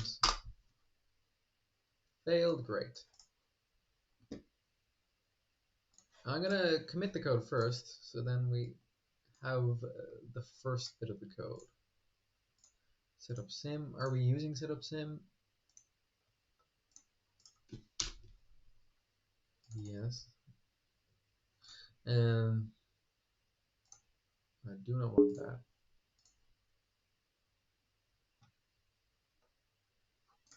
Okay.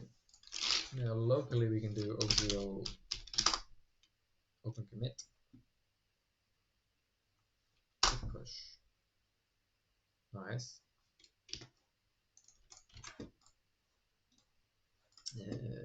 I know how to fix that import.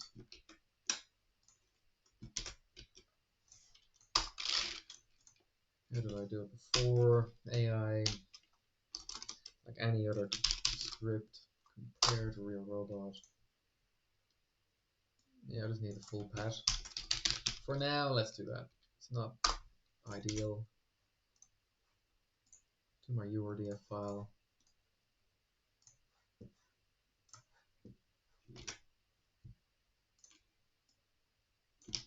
Full path, or at least slightly relative path. Let's go straight to source. No, that won't work. Yeah, full absolute path for now. I mean, I can set a to do use absolute path. Fine. We load the container. Nice. It's actually loading in table, and now we have camera. Okay, why is it loading the table? Container cube. Can it be a global scaling?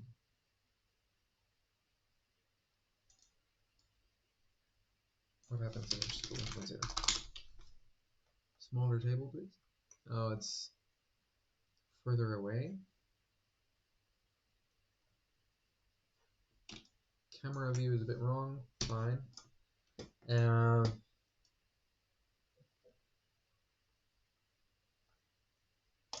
Let's set up sim. So we're just testing this perception. Container detected. We added the box to be the container. Fine. Are we running test simulated perception?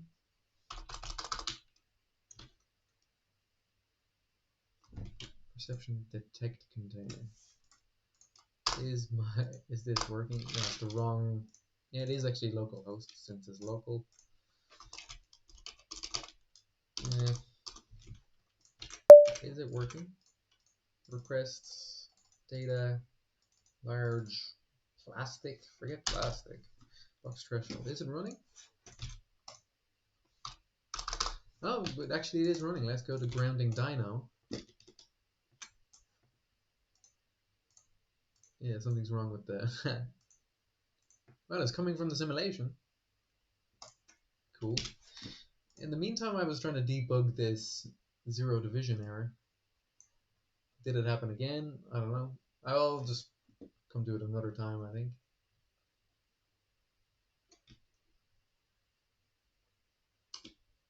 For now, I think it's fine. Let's just think about simulations.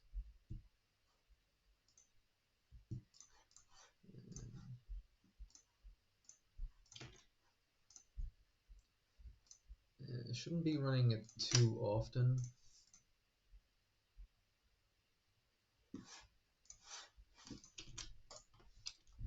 Container. Why don't I get the print of container detected? Change the camera. Yeah, that's what we need to do. Use similar to pybullet camera controller.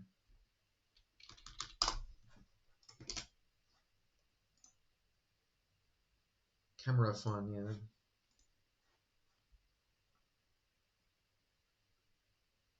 I'm gonna rename the script so it's AINX camera fun.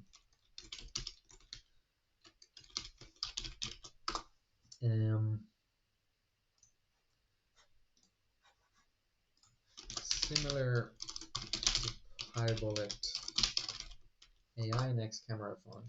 Let's use what the robot actually sees as the input to dyno in.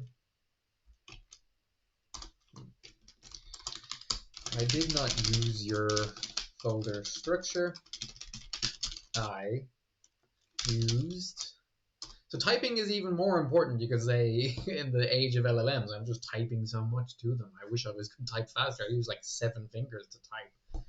So we are still typing a lot. I suppose it's the language of details is so much. We're not like typing less. So even if I was talking with super whispered to the LLM, I would just be talking a lot.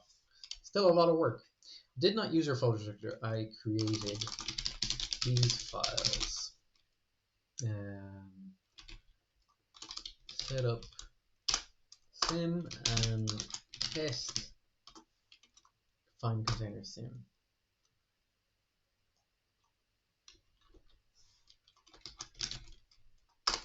Control enter in the hope that it resyncs properly.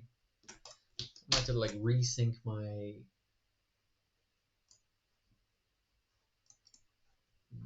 index probably. Hopefully. Let's do it again. Sometimes Cursor has the bug that it's using the wrong location for the file, and my applies start applying to the wrong location.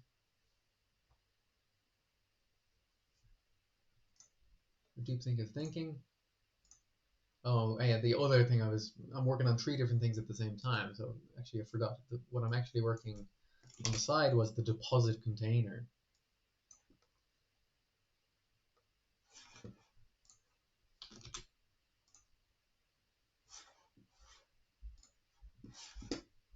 And deposit container. Yeah, let's fill it in. Let's just apply that. Activate drop object in front. Sounds reasonable.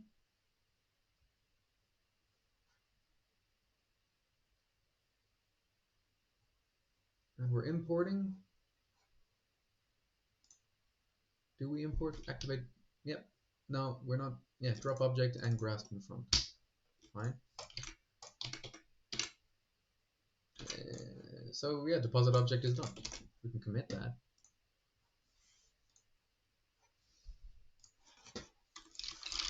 Yeah, I need to. Sadly, OCO doesn't seem to work when you do in the wrong folder. Oh no, now it's working. Object dropping logic, perfect. Yes. Don't know if I like this format of like 2 different commit messages in one, like in 2 different lines. But it's fine. Let's make the simulation work. Nothing's changed. I didn't apply any of the changes.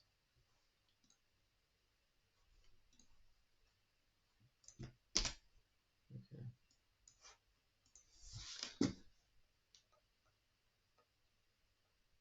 Get simulated image.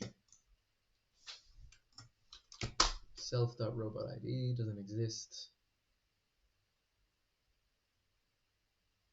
Are we even a class?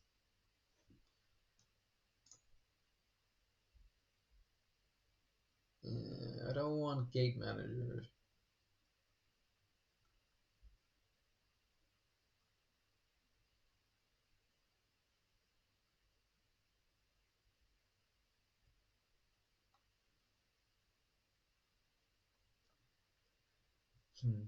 We can add them.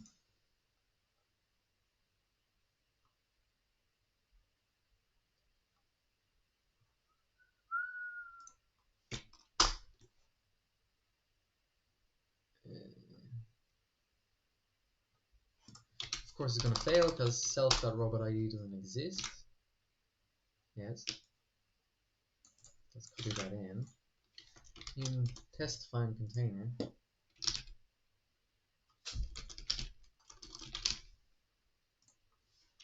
And set up sim.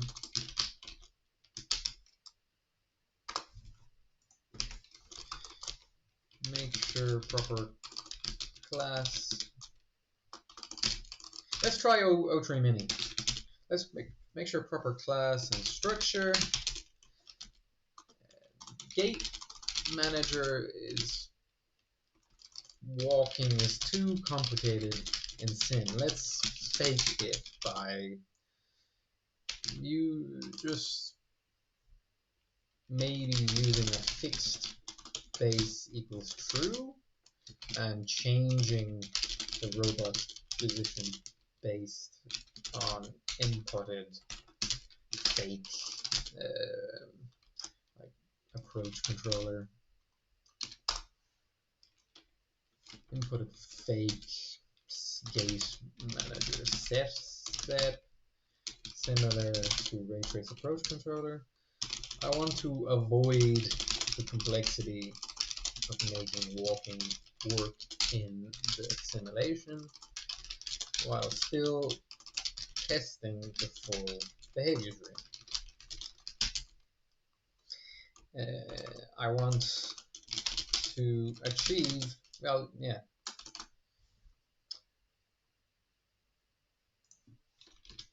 So that's the gate thing.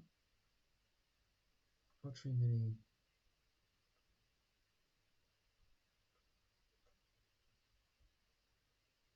Okay, let's swap the O3 mini. Previews O1, slower. O1 preview. O3 mini.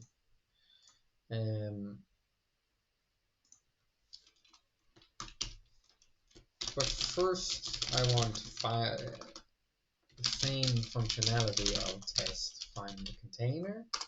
Then we can move towards test find container. Go dropping container. But step by step, let's make first things work. And I'll give it all the code O3 mini. I don't know if it reads all the context previously, but whatever.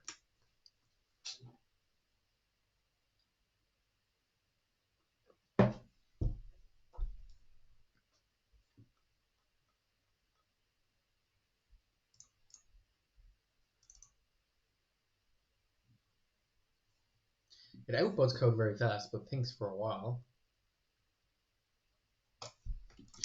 Maybe let's commit the code before it changes things, and maybe it even breaks things.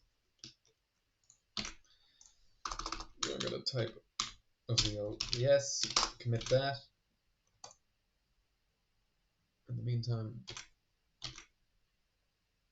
if I add that,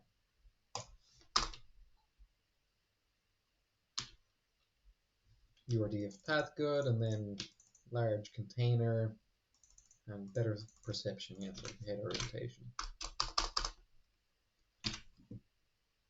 Did it commit both? Probably. I tried to add it while I was thinking. Code run. Code still failed. Yeah, we didn't fix robot ID. Let's see.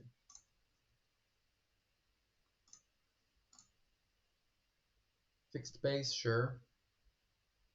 Kept my to-do. I like when it keeps my to-dos rather than deletes them. Self robot ID, that's good. Head position, I don't know what it's doing here, but fine. And then converting colors, RGB, BGR, fine. There was a table there, robot ID, missing robot ID passed here. Where did we create it? Test simulated perception. Here we need the robot ID. So this robot ID. Cursor tab got that, cursor small. Container ID, setup simulation. Fine. Let's see. Okay, it looks like it's actually seeing some kind of object here. Do we need the depth and the segmentation? I might turn them off. Make the object container a bit smaller as well. 0.07.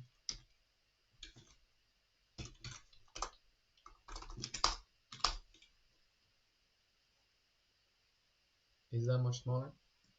I can't tell. Did that change? Or what are these? Ask a new LLM.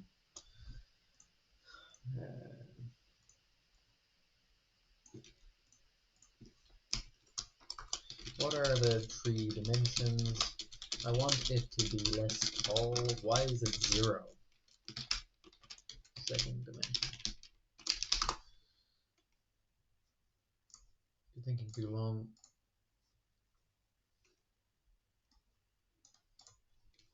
Okay, are we detecting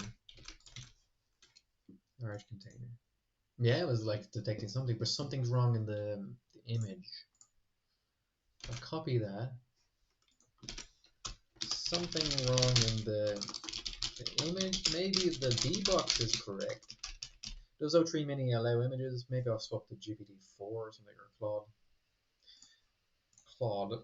Maybe the bbox is correct, but I don't see anything. So something is being passed wrongly to Dino in flask, which created the above image. But bbox is correct. Or actually, maybe it's just my... Yeah, it's just the brightness on my screen. Actually, it's perfect. I had to change the brightness of this screen with XRAND. Maybe lower it. XRAND brightness 1.7. Let's go to 1.5 just for me to see.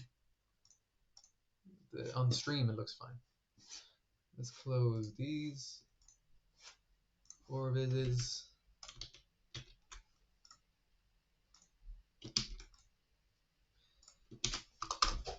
Tracker node.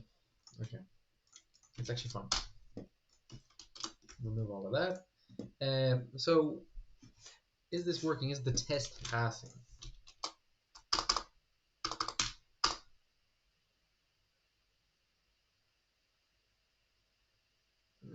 Why don't we see any output here?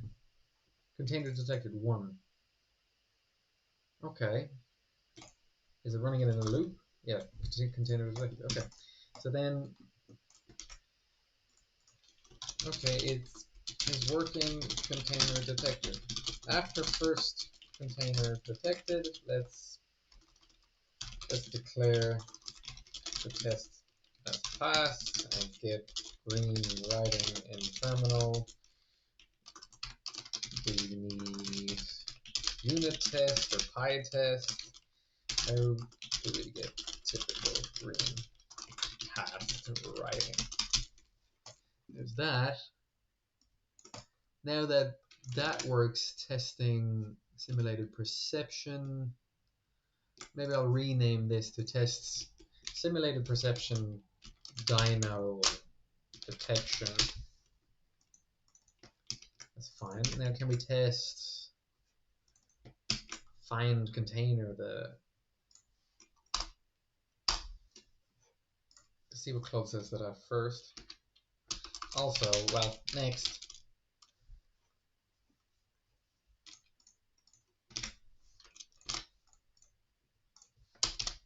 Fine. This is gonna fail.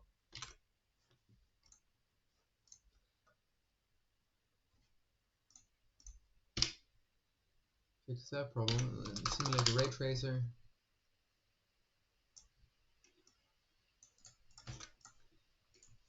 I'm testing simulated find container. Okay, this problem. Deposit object works. As for the cube size, oh, it's just the position. Yeah, that's what I thought. I want to scale.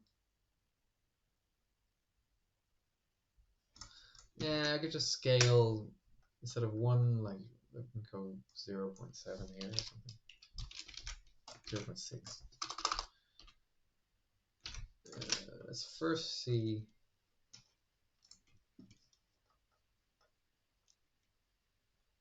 Assert that the container is detected. Are we using PyTest? Okay.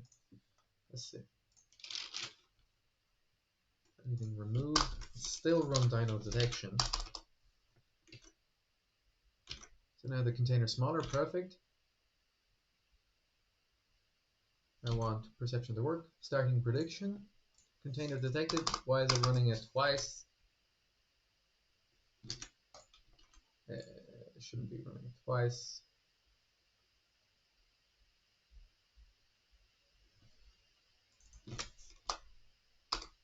Max attempts. Nah, that's one.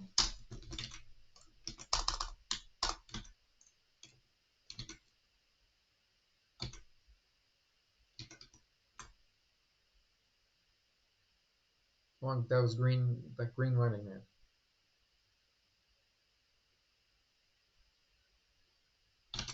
It's still running more than once.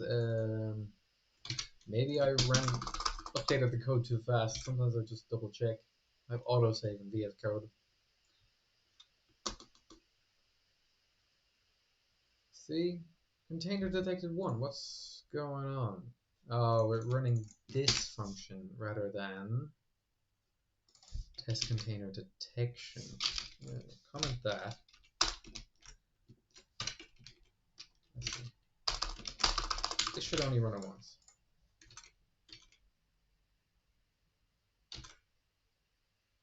Give me green writing, please. Nice. No green writing, but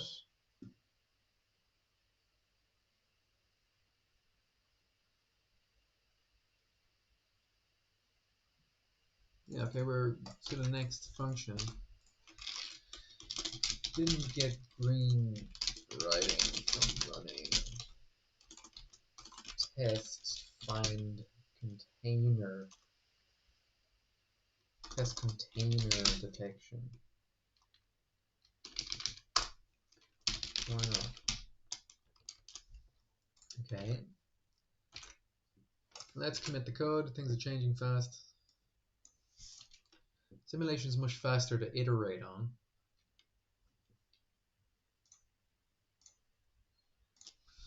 It's a lot of code actually changing here, but let's do it anyway.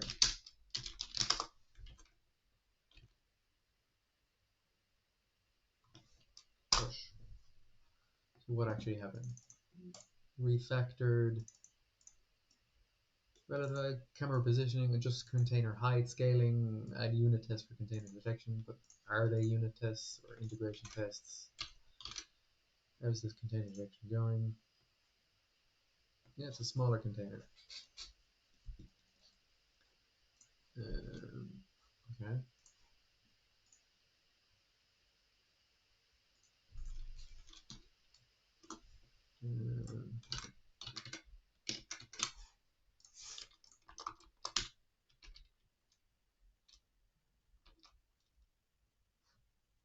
Where were we? Yeah.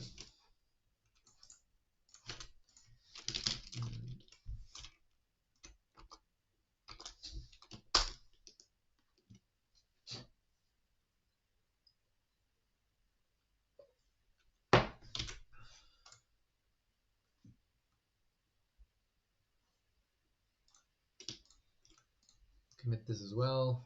Just a renaming of another file. Didn't detect that change. Yeah, it's in a different folder probably.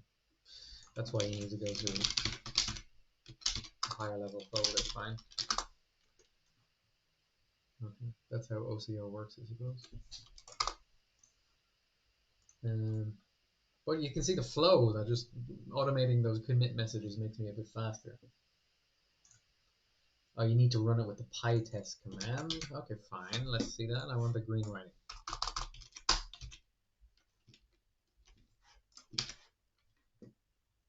See, get that container working. Test session starts. Nice. Collecting 2 items. Test. Oh, it passed. Nice. So we get the green writing for passed. We're running tests like a proper engineer.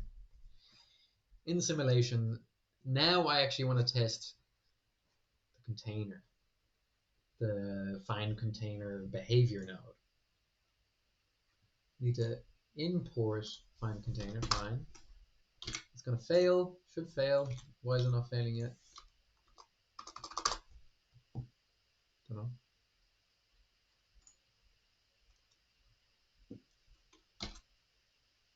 It's stuck. Something, it's like a timeout or something. Let's see. I need to run it without the test. Yeah, no. Module named AI kinematics and Clutter BT. I always have these syspath errors.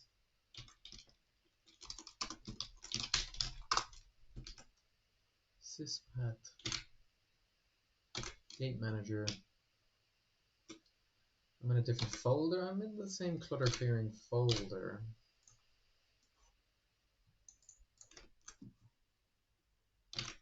I think I need DeepSeek to solve actually the import errors usually. Importing proper gait manager AI kinematics. Are we adding kinematics properly?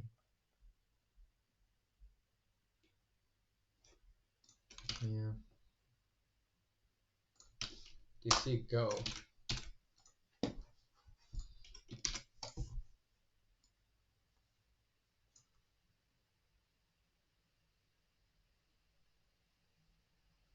Okay, I should wrap up this stream soon, but it would be nice to test. I have tested find container. It would be nice to test find, go, and drop in container. We didn't get everything I wanted done, but simulation, actually testing all of this in simulation is pretty cool. We need to probably import things probably here. Interesting. And that didn't fix it.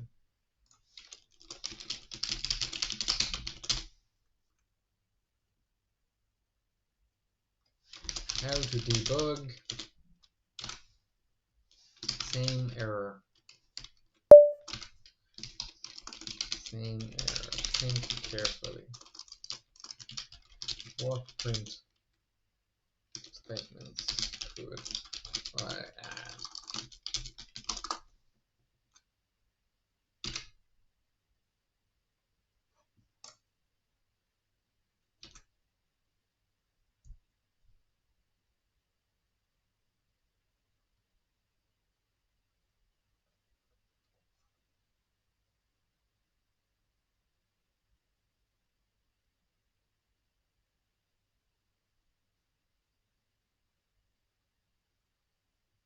Yeah, add some prints. I mean, export Python path is the better standard practice for this, but how many Python paths do I need to add? Okay, there we go. Yeah, it doesn't exist. Fine. Did control enter, so I can hopefully find paths, but yeah, LLMs are not that good at paths. We're in the clutter clearing. It does like running clutter clearing, clutter BT itself not work. Yeah, same problem. Does Python test behaviors work? Oh, now it doesn't work. Interesting. But does it work in the cloud?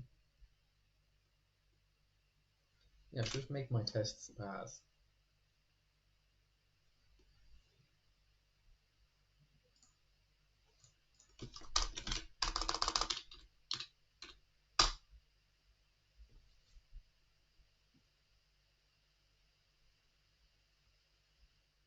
Too many dots and dots.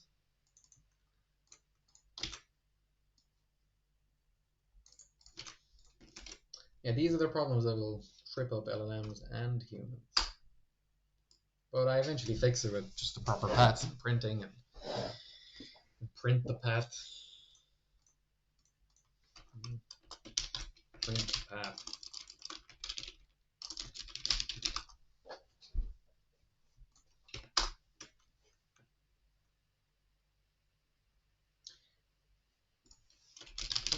Dot stuff doesn't work, but beer name works.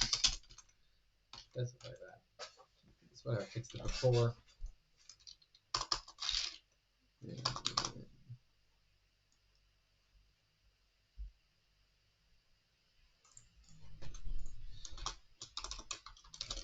into the path, and I've got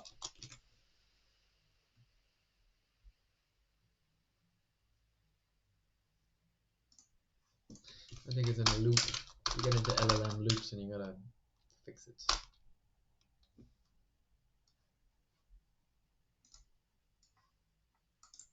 Let's make sure it gets everything it needs.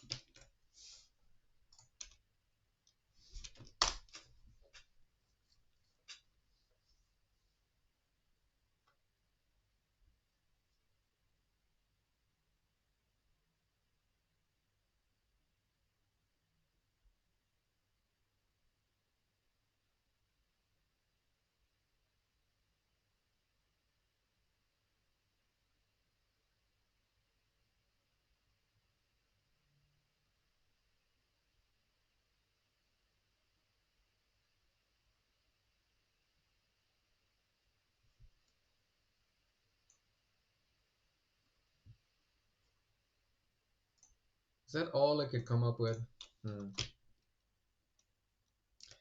There is no AI next kinematics in the source. No, there is. But it's empty. And why does it need it? It doesn't.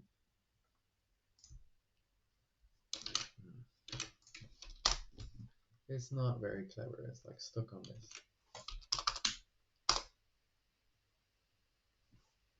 I'm gonna swap the O3 Mini.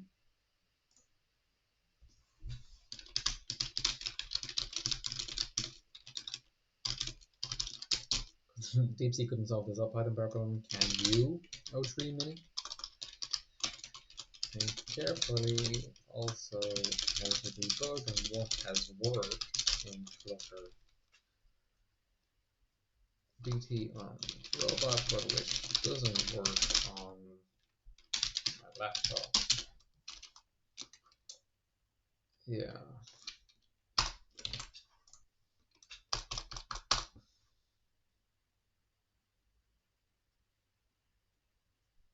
There's another kinematics folder.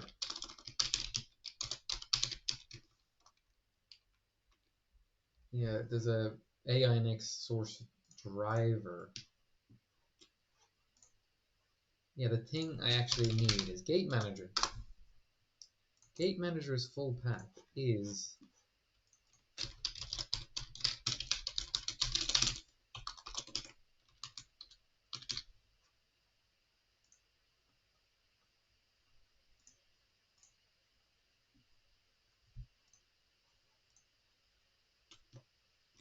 getting ridiculous.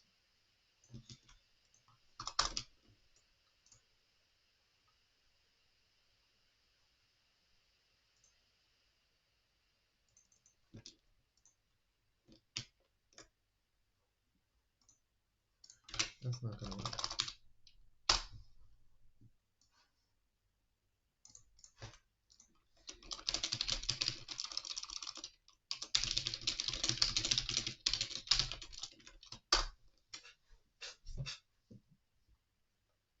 Not very good at understanding paths, LLMs. I hope they get better at it.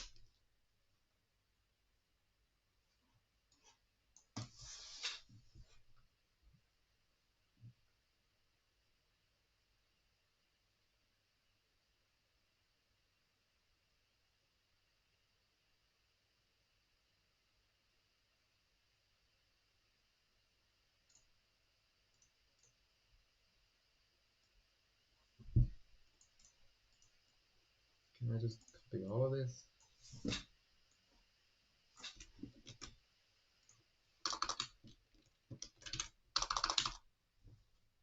Okay, that actually worked.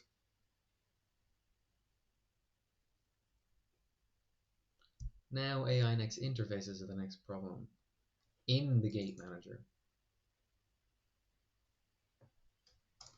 In gait manager, AINX interfaces message. So now I need to just add that.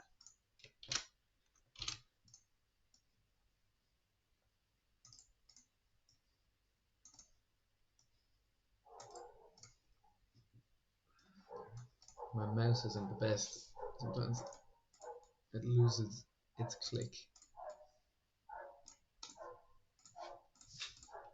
I'll buy a new wired mouse.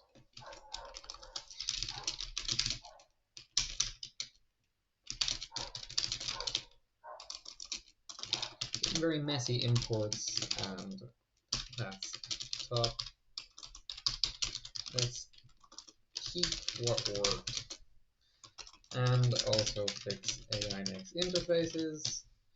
Message, let's go to AI next, or walking param message, which is actually, give it the, also fix AI next messages. Full access here. I might commit this. It's getting very ugly. Very ugly imports. I'm doing a manual commit here because I needed to specify very ugly imports. Get gait manager will delete.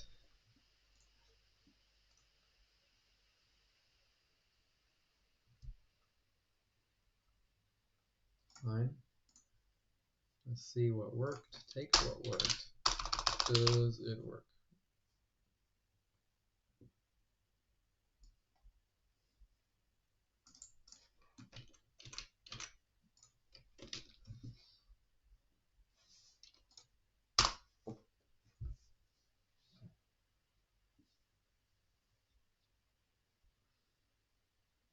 Yeah, this is not a very exciting screen right now, just me solving import problems.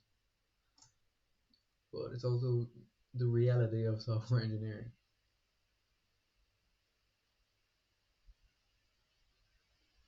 I don't think it's correct.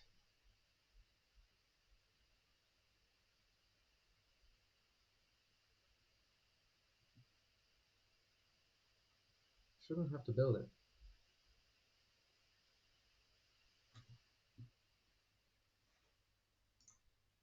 I never had to build it before, I thought.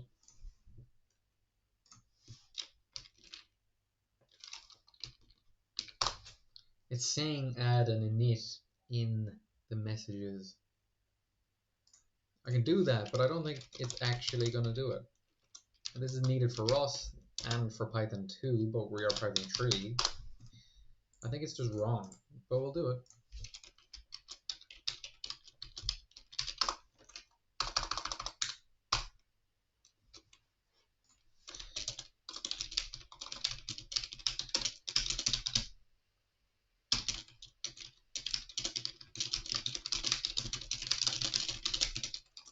I think the path is just wrong. Okay, we just have to fix this problem.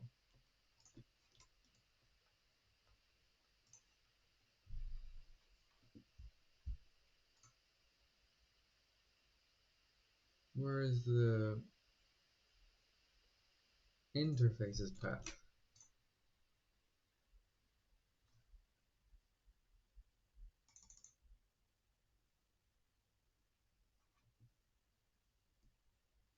Source AI next interfaces. Message. Yeah, I could also just add the source folder.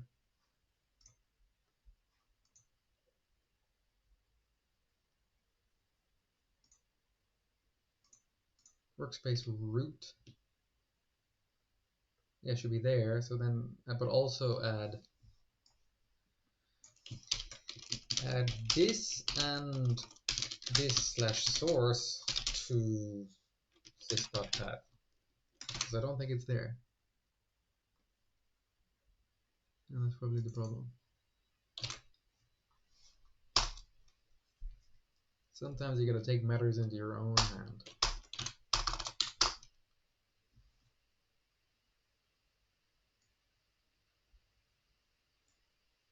The init py thing, I'm gonna remove the init py because it was never needed before.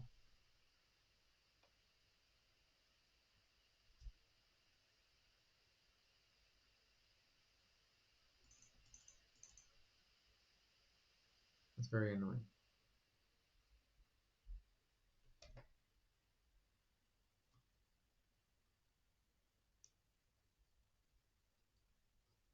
Why can't we just import like a normal person?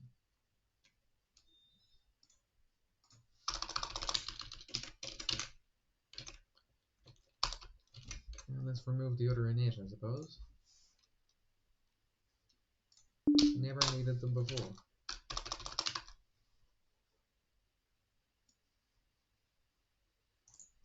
And maybe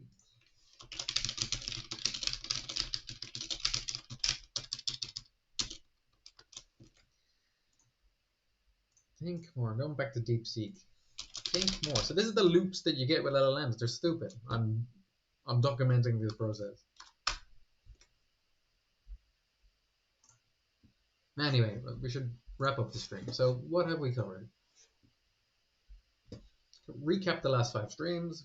Said I wasn't too happy with the 5th stream. Now instead of just preparing and having all sorts of demos, I'm just coding. I'm just coding, clutter clearing, I'm vibe coding.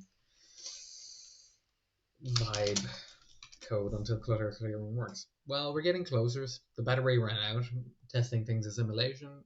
Had import problems. But getting there. We tried Club versus DeepSeek versus O3 Mini. I showed you open commit. Awesome. And automating tests in GitHub, actions, and just generally testing more code. Too many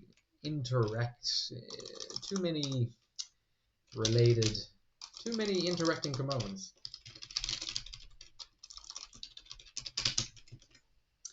We talked about clutter clearing, talked about the tree that is PNG, clutter clearing PNG, the full tree you can see here.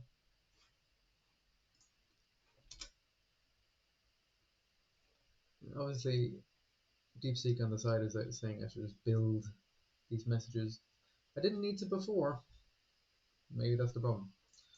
Anyway, but this is the full behavior tree. So then it's much harder than sock grasping because there's so many things that can go wrong in the grasp, in the approach, in the tracking, in the finding the container and going to the container, in depositing the object in the container. Sometimes you could even just hit the container with the arm and the robot could fall over. And I just want a really good system and then to individually test each behavior, maybe in simulation and in the real world, to see if it works. And before I was dragging input rectangles, now it's fully automated with Dino. Instead, I am using Dino computer vision model locally. I actually got it running in the cloud. Got it running in PyTorch Lightning, but it uses credits in Lightning AI. But it uses credits, so I prefer to run it on the laptop, even if it takes 7 seconds. Runs in 7 seconds. Behavior trees versus state machines we covered. State machines are cool, I've used them a lot, but behavior trees seem a bit more modular and I can test each node, each behavior.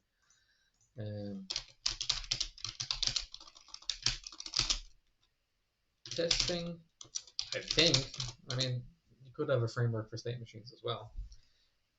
I looked a little at PyTrees, it would have been better to show more, but there's a lot of concepts in there like decorators.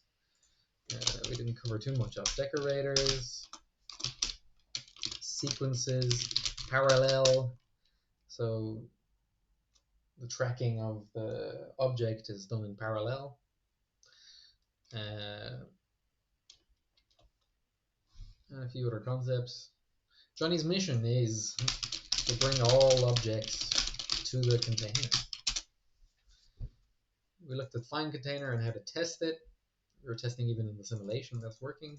This bottom 6th we've actually fixed in this stream. Working. Width is sometimes strange. Motion blur fixed by resetting. Motion blur fixed by resetting head position and sleeping. Didn't do much. Approach object is like the base class for actually base class for go to container. So there's a lot of similarity between going to a container and going to an object. Drop object, deposit object. Might prefer to call it to drop. Grasping, showed that in the last stream, but it's working. We didn't get to finish all this, but another time, I'm getting closer. Showed you some unit tests, some functional tests for find container. Now I'm making them work in the simulation once I solve these import problems. Also began creating some of these in simulation. I showed you the Dino Flask server, confidence over 7 for the right container. Other containers, non-red, end up having confidence around 0.58, around 0.58 tilde. And I mean, I want to verify if the grasp worked, if approaching an object worked, if dropping the object worked, and VLMs, even GPT-4 Vision, Claude could work for this. And I could even verify if like an object is small enough. I don't want them to try to pick up a chair or something heavy. Make each of these bigger. Tracker node. Talked a little bit on the last stream, but it's always just tracking. Sometimes that fails. Could find a better tracker to run locally with neural networks. And drag rectangle, we don't really have to talk about today because I've done it in the last stream. Okay, so we definitely covered most things I wanted to do.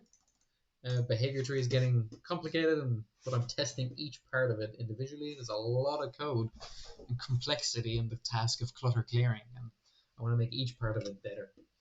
I think I'll just move on from this import error. Maybe I need to source my devels actually. You always have to do this in ROS. So devil, 4 levels up, set up bash, let's see. That was probably it. Yes, I fixed it. No. Okay, different problem. Yes, I fixed the problem of AI next interfaces. So let's keep going. It's like, I just did not source my devil. Classic rookie mistake. On each terminal, I need to source. ROS-py behavior.update. Let's fix this next. And I think I'll go back to Claude. Okay, new error on this.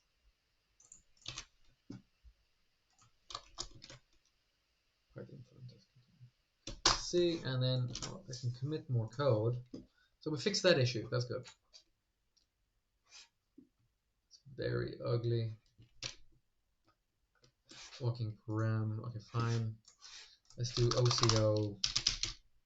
I want to get the commit message and then say very ugly. Cancel the commit message. Copy the commit message and say very ugly commit. Very ugly imports. Fix later. And then copy that. It's not the best practice to have it all in the commit header. It's fine for now. Moving on. Push. Let's see. Let's init the node. I'm not getting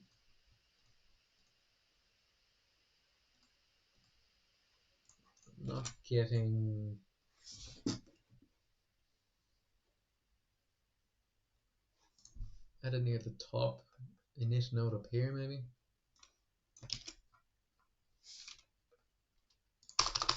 Doesn't seem like the best place to do it, but let's do it.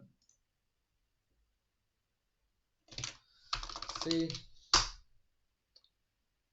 unable to register with master node. Okay.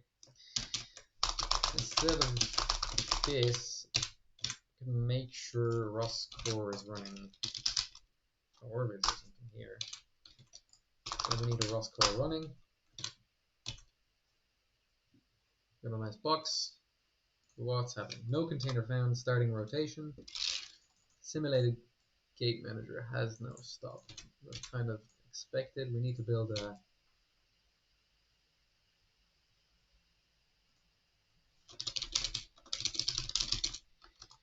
let's now make simulated gate manager fake move the robot around without actual walking. Just change the robot's position. Why didn't we find the object?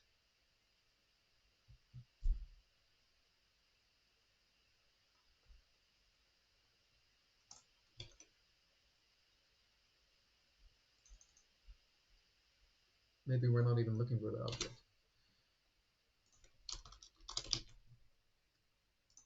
Yeah, I'll use Claude. I thought DeepSeek would need to do it. Okay, DeepSeek, just to be safe.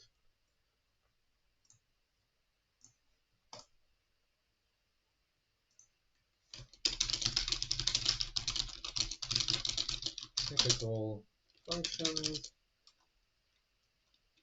for example, find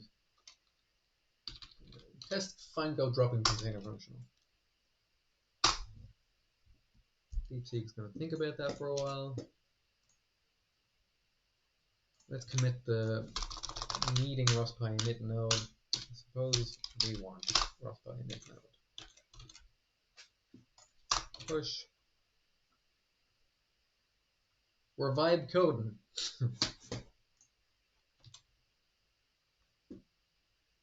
We're almost 3 hours in.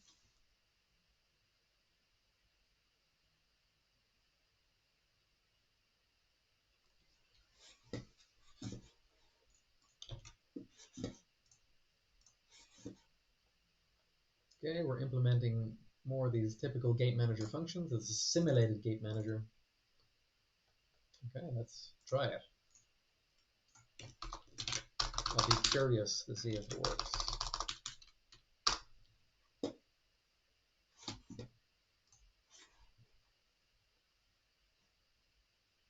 Are we moving? No container found. Are we rotating? Yes, we're actually rotating a little.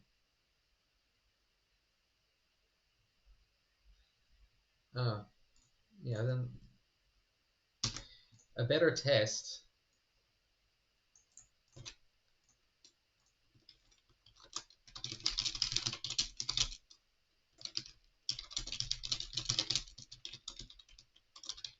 Find container logic of the function. That's the run simulated find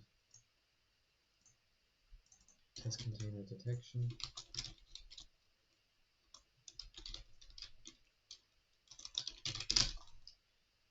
Test container detection and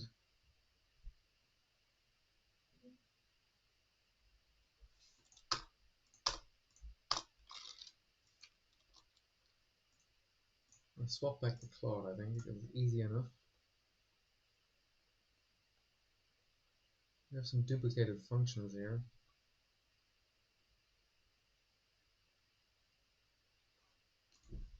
I'm not running with Dino. Make it work.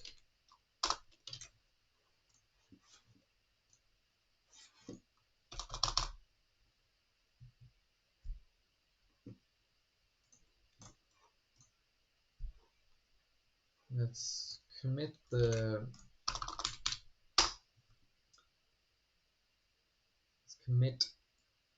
simulated walking functionality. Methods for start, stop, enable in the simulated gate manager. Yes. What's next? Okay, we're making this class bigger. Setting up the simulation. I don't know why it's creating a new. I don't know why it's doing all that. But we're revive coding. Let's see what happens. What the hell? Okay, that's That's just a bug. I want to go back. Do not do that.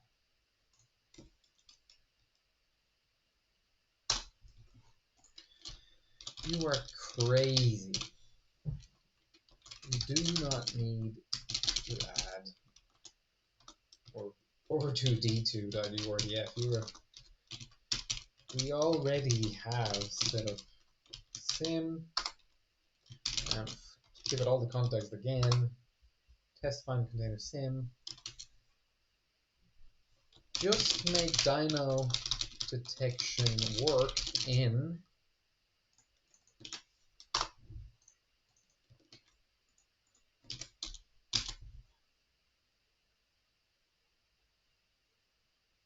this confusing tree or something. Find container.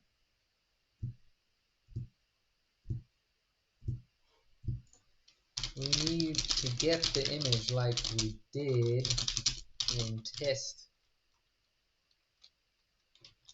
detection, container detection.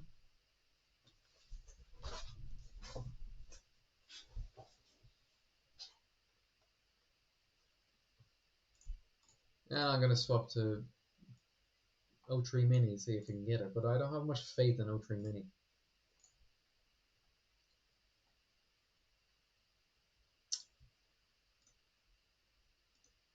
And wrong.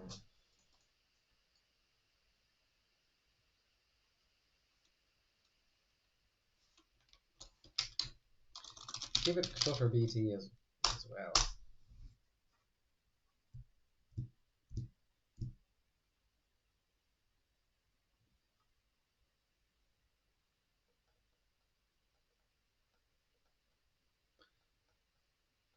Very ugly imports, we'll fix that another time. Anyway, yeah, I just wanted to test some find container logic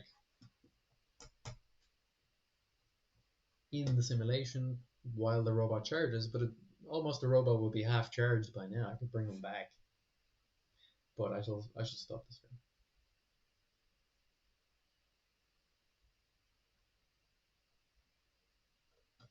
Seems okay.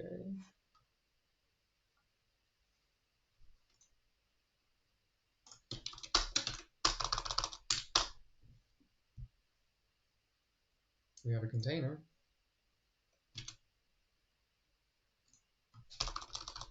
And we actually have a dyno result, container found, and if I open here, we have a container from what time? 1348. Yeah, that's the container of my dreams. It worked, and then why haven't we finished rerunning another? Put in a loop. Run simulated find container.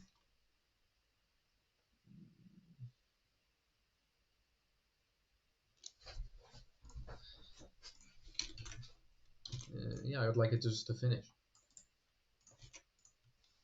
I would like the test to pass and the function to finish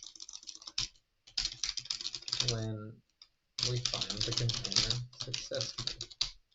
It worked, but no pass. I want 2 passes now when I run the PyTest.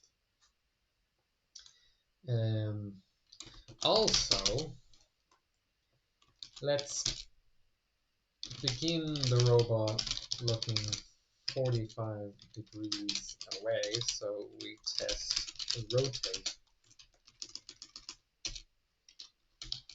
functionality. Make him rotate a little bit faster. So we end up calling dyno many times until the container is in view and we get a success.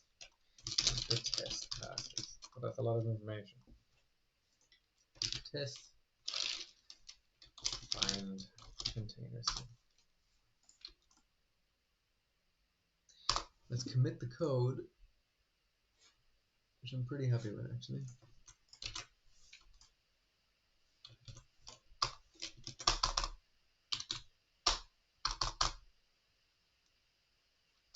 push. Where was the py test? There's the py test. Running all the functions.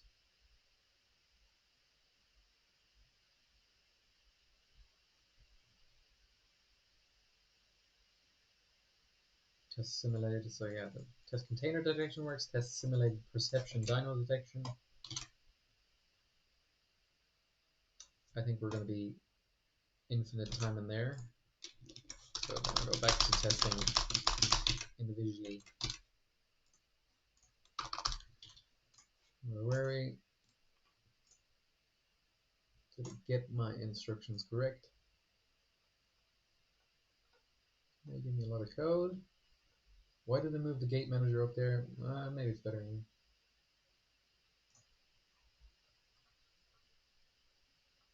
Removing some empty spaces, that's fine. The gate manager's up here. Begins the row by 45 degrees. Maybe it should be 90 degrees actually. Don't know why I said 45.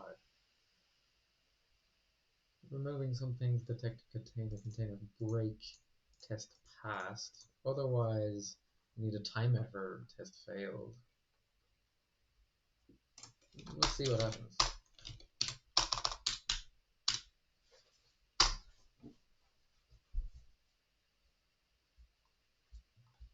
I wanted to rotate. Is it rotating?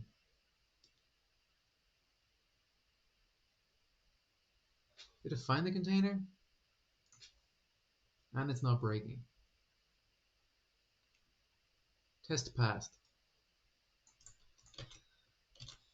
Now I need to see what container. Is it just, it's, yeah, the whole world is a container. 0.7. Okay, so that's a problem with this simulation. We could remove the plane.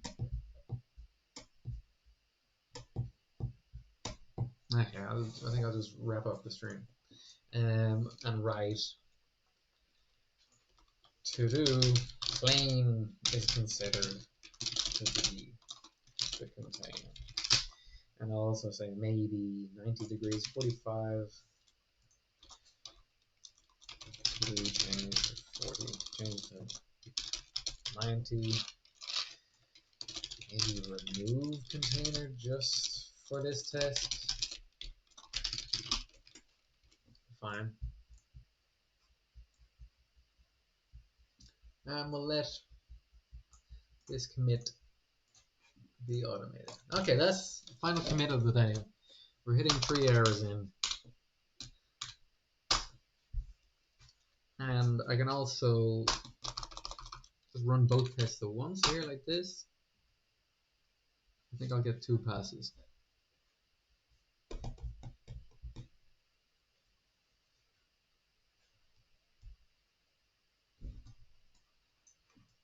Can't move the screen because it's a test. But it should pass within 10 seconds.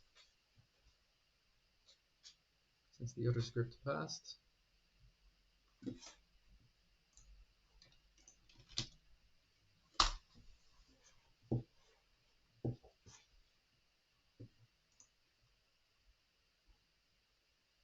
I'm on 19 commits today. I had 57 commits yesterday.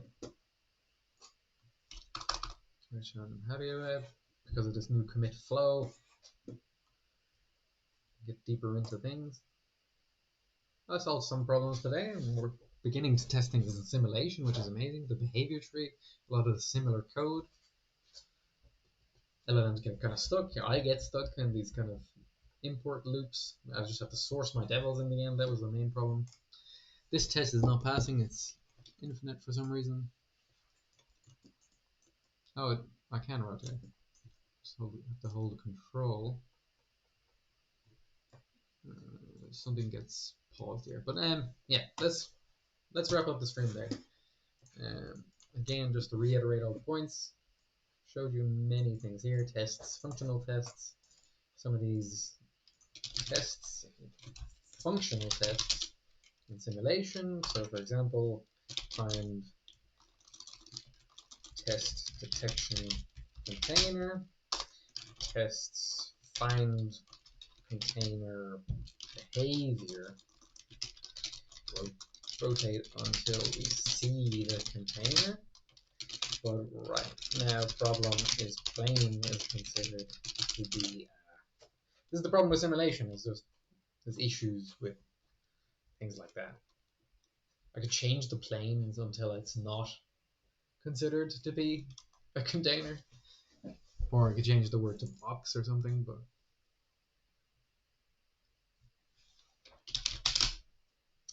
to be fixed. Okay, we've shown a lot of different things today, but I'm much more happy with this stream and this vibe coding. And I've decided to not edit, as I mentioned in stream number 4 or 5. Decided to stop editing these and just throw them out with some demos. Cool. Oh, and the test passed. Not connected to physics server. Got some output here. Oh, and some error failed. Okay, I'll fix it another time. Cool. I'm gonna stop the stream there. Thank you.